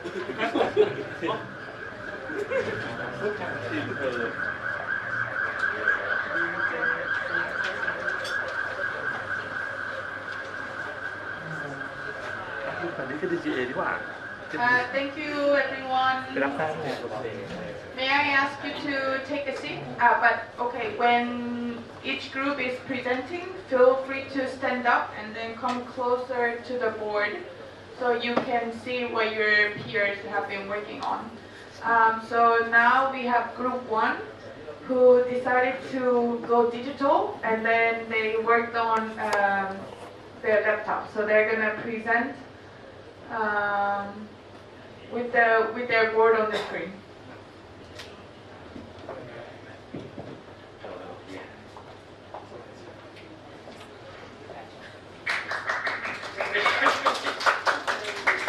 So group 1, if you can start from your first challenge and then walk through your proposal with your colleagues in the room. Thank you. I'm from group 1. So the first challenge is about data sharing. So the action items that we come is so the first one is the law, right? So organization think that this law, that law prevents them from sharing data. So for example, like our Personal Data Protection Act, that they might not know the context that well, so it can make them feel that they might violate the law. And another one is about the Official Information Act of Thailand. So this one is regarding the official information in the government sectors. So these two laws are examples that I want to give you that many organizations, many people in the organization that they might not even know about the context in the laws. So what we are going to do? The solution is to correct them, to improve the knowledge, the capability of the knowledge of the people inside the organizations, including put some awareness, improving awareness of the law, like the training, and actually the training is going to be in the form of maybe online training or on-site training or whatever. And another one like the hackathon activities. This one is an example that people can gather together and do activities together and put inside the law. Like they can discuss what they think about the law and learn together. Actually, the leading actor, of course, is the organization about that law. Maybe for the personal data protection, absolutely, Ministry of Digital Economy and Society and the Office of Personal Data Protection Committee, right? And for the two, I think if in case that the law might really prevent them to share data, the process regarding the committees, the senators and many higher ups committees might be able to help. For the awareness matter, DGA, Digital Government Agency, can help us regarding the framework that they come up to improve the digital government. Actually, I think the strategy about the digital government today already includes about awareness already. Yeah. So DGA would be a great actor, the leading actor. The key stakeholders, absolutely every organization that involved with the law, they should be participating in the activities. And for the awareness organizations that might involve MDS that I already mentioned before, Ministry of Finance. Actually, in case of we need the budget that to make this happen, right? And Office of Prime Minister, right? Okay. Yeah. So for the time frame, we think regarding the law, finding the barriers, something like that. So it might be in a mid-range, right? About 3 to 5 years, in our opinion. And for the awareness creation, maybe the short term, like 1 to 3 years. But actually, for increasing awareness of people, this should be done regularly, in my opinion. Not just 1 year or 3 years or every 5 years. It should do like maybe every month, something. But this one might involve a lot of budget to do so, including all people in all organizations. Yes, and for the budget and funding, it should be all yes. Yeah, for the first challenge, I think that's all from us. For the second part, it might look very long. Yeah. We came up with the silo problems, right? That many organizations use their own resources, use their own budget. They need to get the budget from the Ministry of Finance.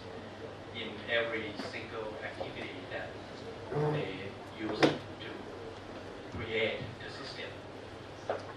So we come up with the action item like pooling resources that can help organizations to use only in centralized wise.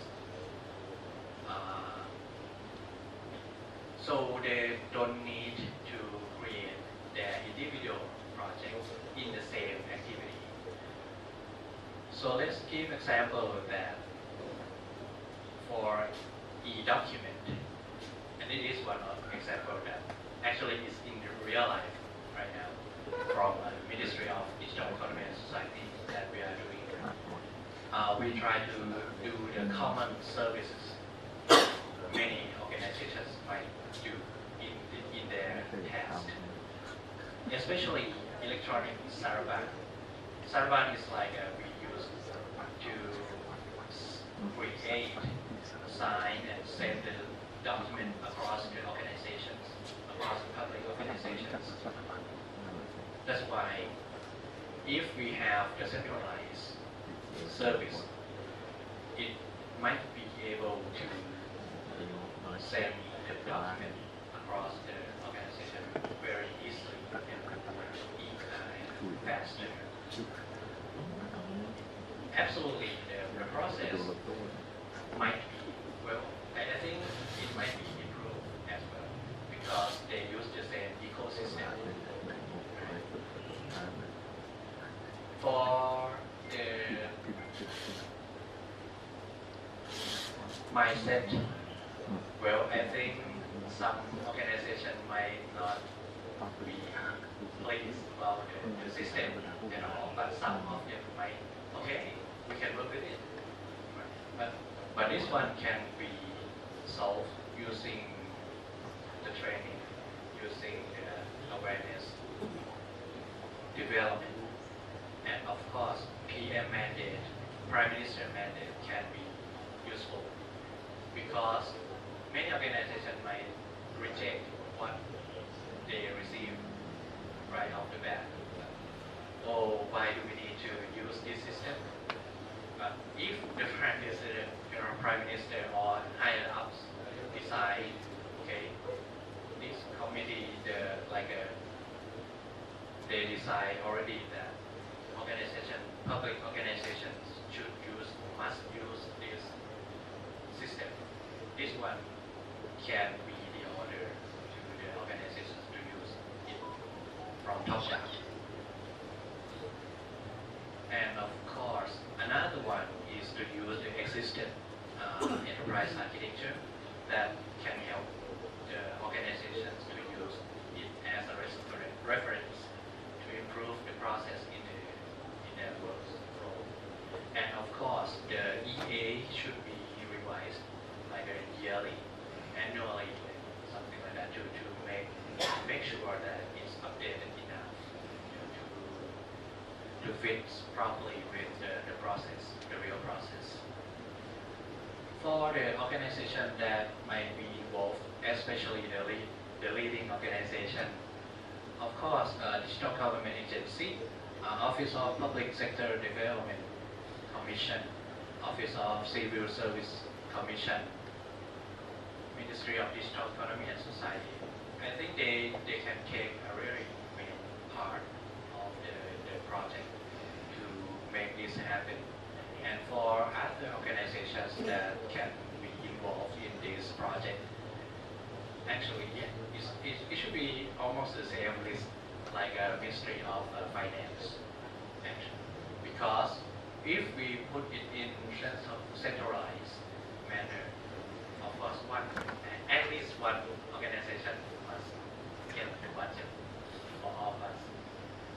For example, like I put the example already about the e-document, that Ministry of Digital Economy and Society is the main part of this project. So we get the budget and we share the resource to the other organizations to use this system for free, something like that. And most of the time for the time frame, we think it should be in mid-range, and for the order from above might be short range, and most of them actually use the budget, except the order from the Prime Minister, right? so something we cover everything. Yeah, I think that should be all from the first group. Yeah. Thank you. Thank you very much. We are a bit behind schedule, but let me quickly go to the floor. Is there any comments, any questions, or do you see some linkage with your projects? Anything that you want to share with the rest of the group? No? Okay, then I will quickly go to our peers. You have a minute to maybe share from your own experience. Thank you for sharing this. It looks really good. Some suggestions or ideas based on the UK experience. The training and hackathons sound really good. I would say share and celebrate what comes out of those hackathons as much as you can, and as you gain examples of people being able to do things that they couldn't do as a result of successfully navigating these legal barriers, make sure to capture those stories and share and celebrate them, because that will show people, oh look, something new has happened, something different is possible. Oh, I didn't realize that. I want to learn about this as well, and that will hopefully bring more people in. I think the hackathons will maybe create a little network of people, and so in addition to hosting those, think about what regular events might be useful to bring that group together, maybe share challenges, share things that they've learnt. And the point about PM mandates, yeah, the budgeting process might be another way of helping force people to adopt a common platform, because you can refuse spending for building stuff that's duplicative. Thank you. Now let me go to group 2. So for our first challenge, standardized formats and guidelines for data integration, our action items are basically the whole process, right? It's like what we listened to in these 2 days. So we start off with understanding current situation. So in this part, we have to build the common understanding, like, okay, what is the core data that we need, which I think can align that with the 20-year national strategy. And then we collect the comments from the government agency that works on these data that we need in the core data. And then we draft a standard, and then we do the user testing and collect some insights, some of the behavioral insights, right? And then we collect the comment on the draft standard, which can be like a meeting or maybe like a circular letter to build like a common understanding first. And during this process, right, it's gonna be like a cycle, like, okay, maybe they're not okay with the draft standard, you have to go back to user testing, and then keep doing that until we have the agreement. And then if we meet the standard that we are going to use, we will have to do an MOU between government agencies. Actually, for MOU, it can be something that we can mention it in the first stage to agree on everyone that, okay, this is what we're going to do, we're going to have to share data, we're going to have these as a core data, who's going to be the owner of the data, and then we need to have like a technical training, which is really important, because in order to implement all these, we need human resources who are ready to adopt all these processes. And then during the implementation, it's important to share the key success, the knowledge sharing between each government agency. So let's move to the leading actor. So first we have the data owners. So whoever we agree to be the main data owners, that's going to be the leading actor. And because when it comes to data integration, most of the data, in terms of Thai citizens' data, is under the Ministry of Interior, right? กรมการปกครอง. So that's going to be a leading actor as well. And the key stakeholders, government agencies and Thai citizens, that's like, we didn't really have time to think about it. So, and the time frame, I think we can group these process into like a 3 main big process. Like first one is a short-term plan for the first 6 months. So at least in the first 6 months, we should come up with what is the core data, and we start to collect the comments on what they are having right now, what kind of guideline are they having right now. This can be done in 6 months. And then in this process, the draft standard user testing and collecting comments on the standard, that's going to take a while. So we think that might take 1 year. And then if we have the standard, I think that one's going to be easy, like 6 months of drafting MOU, get the agreement on that. And for budget, it's yes, yeah, of course.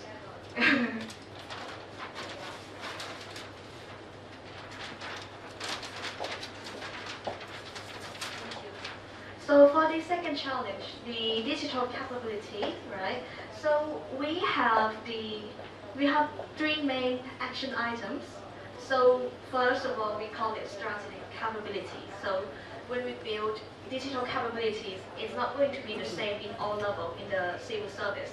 So we have like a practitioner level, managerial level, and then the executive level. They are going to have different strategic plan, right? And then for the plan, and then once we plan it, we're gonna have like a different type of training for each people, and then it can't be just a training. It's gonna be like okay, in this stage, what skill do we need to train people? If we already have the plan, the standard, what's next? What's gonna be next that they have to be able to do? So after that, we're gonna have to make it like a career part or a part of a performance management. So instead of like doing it in a few years, they know that they're gonna have to keep going if they want to advance in their career. And the leading actor is gonna have to be Office of the Civil Service Commission, because they work on HRM and HRD in the civil service. And the key stakeholders is all civil servants who are going to have to attend the training. Every single one of you are in the government career, so this is why you are the key stakeholders. And for time frames, so for the first one, come up with strategic plan, that can be a short-term plan, but for training and for career path and PM, that's going to be like sometimes it takes a while, because that might require some rules and regulation amendment, like Civil Service Act, that is related to scholarship, training, and building a new career development. And for budget, is a yes. Yeah, thank you.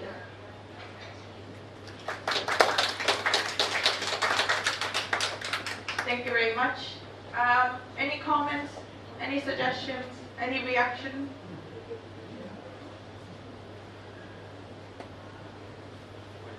This looks really good. Thank you for sharing. So on the second challenge, I really like in particular the idea of getting these skills into people's formal evaluation. I think that's really important. Certainly one mistake I've made in recent years has been trying to get people to do things and it not being in their actual objectives. Because when it comes down to it, people's formal objectives against which they're assessed by their line manager, they're reviewed at the end of the year, those are the things that people will actually do. And if something isn't in those objectives, they're not going to do it. So I think that's really smart. I like how you've taken this quite abstract challenge and you've also related it to really making it happen in practice. On the first challenge, I have a slight provocation for you, which is I wonder if you can go faster. So I was thinking about the timings of the first 2 steps actually. I wonder if the first step of understanding the current landscape and coming up with the first couple steps, instead of 6 months, I wonder if you could do it in 6 weeks. So if I was setting one of my teams on it, I would say, try and do this in 6 weeks. Maybe that's not quite realistic, but I just want to give you permission to think, what would it look like actually if it was way faster than that? Because it might be possible. And similarly on the second one, I think the cycles of drafting and then doing testing and then iterating, actually those could well be much faster than you'd expect. So if I was working on something like that, I would expect that to be done probably within 3 months, actually. Again, it might be you want to give yourself a little bit longer, because if things usually take a bit longer, you don't want to set something unrealistic. But maybe that one could be something you could aim to do in 6 months rather than a whole year. Just one, sorry, I just want to really quickly say, just to encourage the quickness is I would look at best practice of what other countries and other agencies have done. So things like, the UK government and Australian government, I've had a number of meetings with them about the standards and what we did and how we built them out, learning from each other, and I think that would probably give you some things to work with that could actually quicken the process. Don't be scared to reach out, is what I'm saying. Sorry, just one quick thing I will mention here on the first challenge is that also think about how to escalate this to a priority of the leadership, because I think when you are trying to do something across the public sector, it always makes everything go faster when you have the support from the highest leadership. I was going that way. I have it's a constructive comment. My issue of having as one of the leading actors the data owners is the fact that it risks going too much into the technical side, which is technical of course in some point, but you need political sponsorship. So I think this is where it connects to the comment of Sayu. The fact that you put in there the Ministry of the Interior, I think it's important because you need that support, you know. For me, the data owners go more into the maybe key stakeholders, you know, that have all the knowledge that can help to develop, you know, this specific mechanism that you put in place. But we need to be realistic sometimes, you know, and that reality, that realism comes into precisely what Sanju was mentioning. Something that I agree definitely is about starting small and focusing only on specific data sets, which could be 20 data sets and so on. You know, you can speak about the data registers, population registers, which I think is related to what you were speaking about the personal data and so on. You cannot work on data access sharing just trying to solve all the problems in the world. We worked with Croatia, precisely trying to support them on data access sharing, and we selected together with them 20 data sets first, and all the efforts about interoperability and standardization were focused only on 20 data sets, and that process took 2 years. So, which maybe you don't like, but it took 20 years, no, it's not 2 years, 20 data sets, because the process was not only about identifying the key data sets, it was, for instance, also about finding that it goes into the technical, the relationships between the data sets, and how all of that contributed to the overall design and delivery of internal services within the public sector. So it takes, I think, a little bit of time. You can try to be definitely more agile, but I can tell you that sometimes it takes longer than expected. But in all of this, the political supportership definitely is really important. Thank you, everyone. Now we go to the next group. Thank you. For our group 3, the first challenge is centralized platform. So what we have to do in for the action items, you know, there is many things to do in for making a centralized platform. The first thing is to have a focus group from organizations that have service provider as a service provider to collect something like data and technology. After that, we have to design system together, and then we have to collect data from organizations and users, like people, citizens, and the next one is to develop platform according to international standard. After that, we have to test, evaluation, and to scale up the services. And the leader actor, the first one is the Ministry of Digital Economy. And I think we need to add one more, like DGA. And for the key stakeholders, we have separated into two parts. The first one is every organization as a service provider. And the second one is citizen as a user.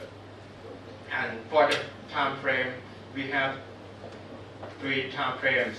The first one for 1 year for the short term, and the second one 3 years for the midterm, and after and the final, the long term is 5 years. And yes, we have to use budget about 1 million baht. Okay.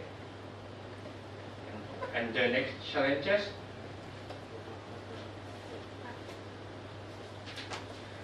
ความท้าทายที่2นะคะเป็นเรื่องของการตอบโจทย์การให้บริการกับประชาชนการตอบโจทย์การให้บริการดิจิทัลกับประชาชนนะคะซึ่งในกิจกรรมที่ต้องทำก็คือ1คือการเก็บรวบรวมความต้องการของผู้ใช้บริการทุกกลุ่มนะคะที่อยู่ในประเทศไทยนะคะแล้วก็นำมาออกแบบบริการเป็นรูปแบบของโปรโตไทป์นะคะให้ครอบคลุมกลุ่มประชาชนไม่ว่าจะเป็นประชาชนทั่วไปนะคะประชาชนกลุ่มเปราะบางผู้สูงอายุหรือที่เป็นกลุ่มคนพิการนะคะแล้วถึงจะมาจัดทำออกแบบเป็นบริการซึ่งในส่วนของการจัดทำตัวโปรโตไทป์เนี่ยเราจะต้องมองไปจนถึงเทคโนโลยีนะคะที่อาจจะนำมาใช้เช่น ChatGPT นะคะรองรับกับกลุ่มเปราะบางแล้วก็รวมถึงเรื่องของการยืนยันตัวตนนะคะซึ่งปัจจุบันนี้ประเทศไทยเราก็มีระบบการยืนยันตัวตนแล้วนะคะแต่ว่ายังไม่ครอบคลุมในทุกกลุ่มของประชาชนในประเทศนะคะสำหรับผู้ที่จะเป็นผู้นำด้านนี้ก็จะมี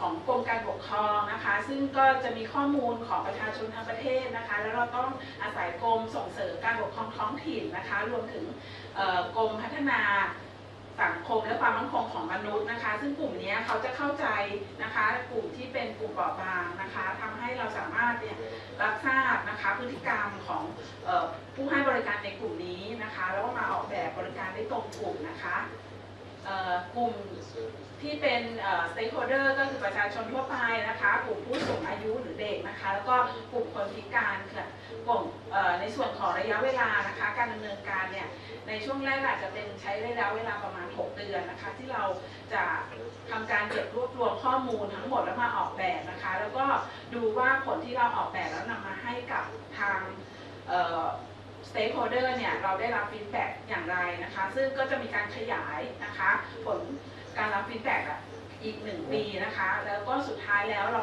คิดว่าเราจะได้บริการที่สามารถตอบโจทย์นะคะให้กับผู้ใช้บริการได้ตรงกลุ่มนะคะแต่ว่าอาจจะมีงบประมาณในการที่ต้องเข้าถึงประชาชนในบางกลุ่มเพราะว่าเรามีประชาชนทั้งประเทศนะคะอาจจะลงในระดับจังหวัดอำเภอตำบลนะคะซึ่งก็จะมีหน่วยงานที่เป็นเจ้าหน้าที่จากกรมส่งเสริมการปกครองส่วนท้องถิ่นเนี่ยได้เข้าถึงประชาชนนะคะแล้วก็ไปเก็บฟีดแบ็กจากประชาชนกลับมาค่ะขอบคุณค่ะ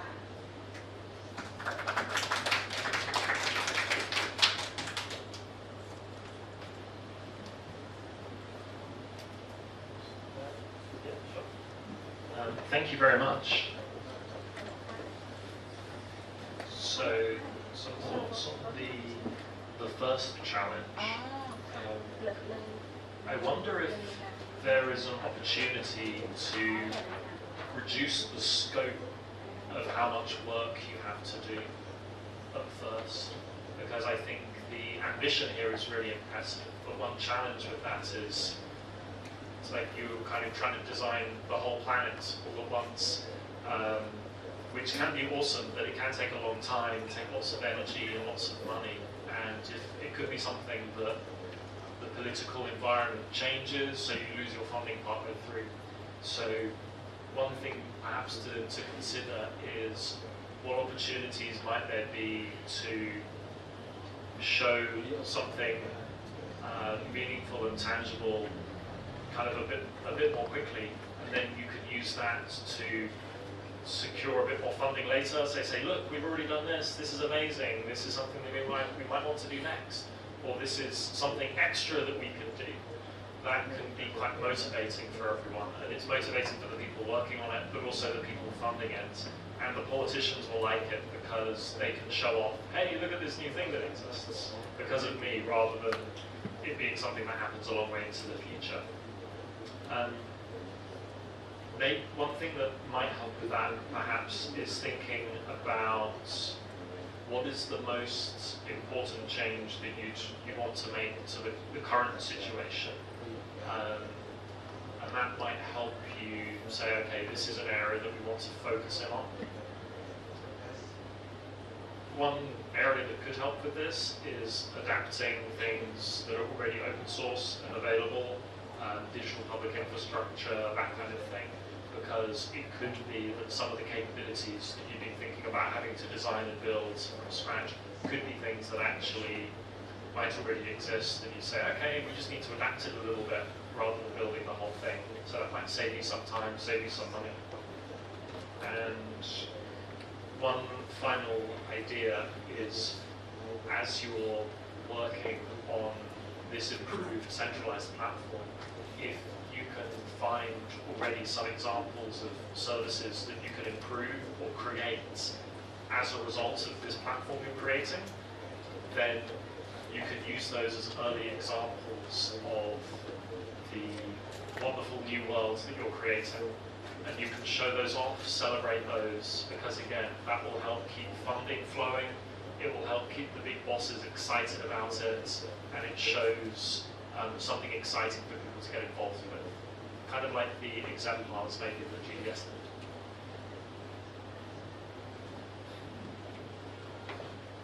We are almost done. It's not easy to solve national challenges, so it takes a bit of time. So now we will go to the last group.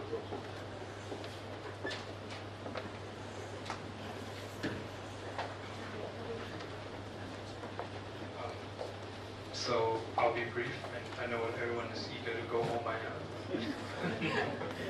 So our group come up with a solution. If we're going to get approval in big budget, or if the process is taking too long, maybe we should look on a smaller project like a sample for like testing the products and services. So the leading actors will be the leading agencies propose the budget, and the key stakeholders involved will be the Senate and the Bureau of Budgets, and obviously the government, because we need their political support. So in terms of time frame, it could be like project could start on a short term, like 1 to 3 years, and if it succeeds, it keeps continue getting funding until like covers the country in long-term time frames. And other things that we would like to foster, like public and private partnership, because it helps getting the budget more easier, because not only does the private sectors help the funding, and we can get like more innovative solutions. We help foster the private sectors and entrepreneurship. And moving on to the second challenges on data structures. So we came up with government standards on so the legal actor is the government and possibly the DGA who help set the standard on the definition of what data should the government collect and what data should the other agency involved collect under their responsible, like education or, well, let's say household salary. So the key stakeholders will always be regulators to help us setting a draft. Let's not say we want to set the law in like a strict condition. We want it to be like soft. It could be flexible, not really fixed to a single definition. And the time frame for this project will be a long process because it might be sometimes just settle the definition of what we aim for in terms of like the overall government data, and the budget will be divided by phrase. So it will not be like a big chunk, and that's about it for our group. Thank you. Thank you so much. So this is your last chance to actually speak. No? Okay, well, it's your loss. But thank you so much for your active participation in this exercise. This was meant to hear from you that you are representing different agencies working together with DGA and other institutions around the table. This was to better understand what institutional needs you might have and then how you can work together solving these common challenges. So I hope this exercise has been helpful to you and then also for the DGA. And we definitely kept a record of all your work on our phone, and then we'll be using them to further support the work of Thai government. So thank you very much, and just give us 5 more minutes, then you will be free to go.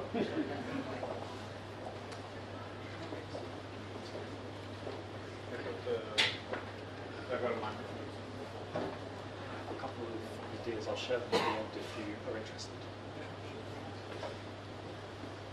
So before we conclude, let me introduce Director General of the OECD Korea Policy Centre to wrap up the 2-day workshop. Thank you. Good afternoon, everyone. As introduced, my name is Hanari. I'm the director from the OECD Korea Policy Centre. We've now reached the end of the capacity building program for Thai government officials. I would like to express my deepest gratitude to all the Thai officials and experts here for your participation and contribution to the program. And I would like to thank our good partners from the OECD Digital Government Unit, as well as the government officials from the Australian Digital Transformation Agency and the UK Digital Government Service for sharing experiences with us in person.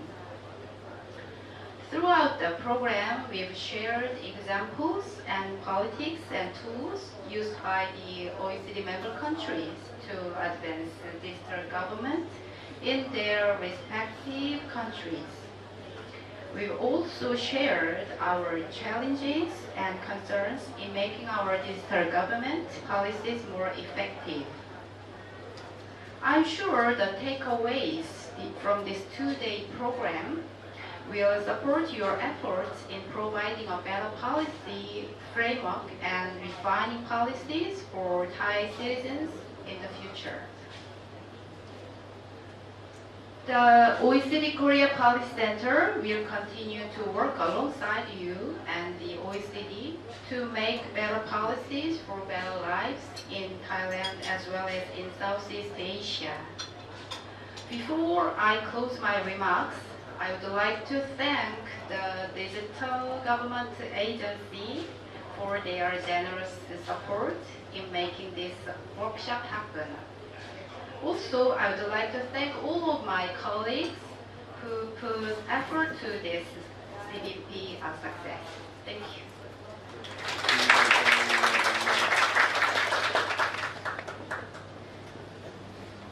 Okay, on behalf of Digital Government Development Agency, I would like to thank you all the concerned parties, OECD Korea Policy Centre, Digital Government Unit, Digital Government Development Agency team, respective guest speakers, and all participants. The content and discussion for this today's seminar could be very fruitful and reproduce the digital government development policy and improve the digital government index in the near future. Eventually, my team and I wish to have a good collaboration with the OECD again in the near future. Thank you and good luck.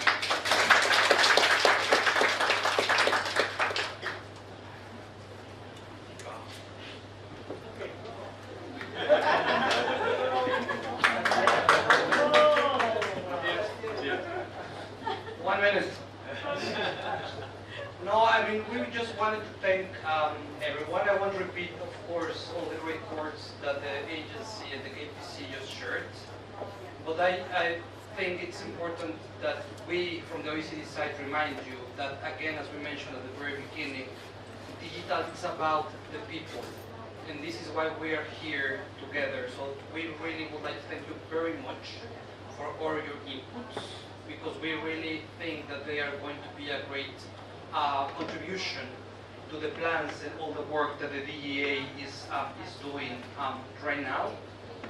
With that said, of course, thank you very much to the KPC. Thank you very much to the DEA again, to my colleagues, of course, and the peers.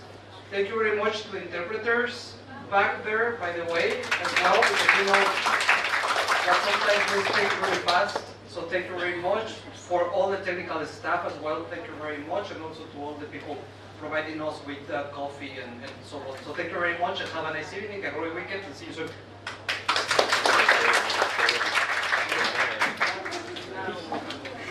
So just a couple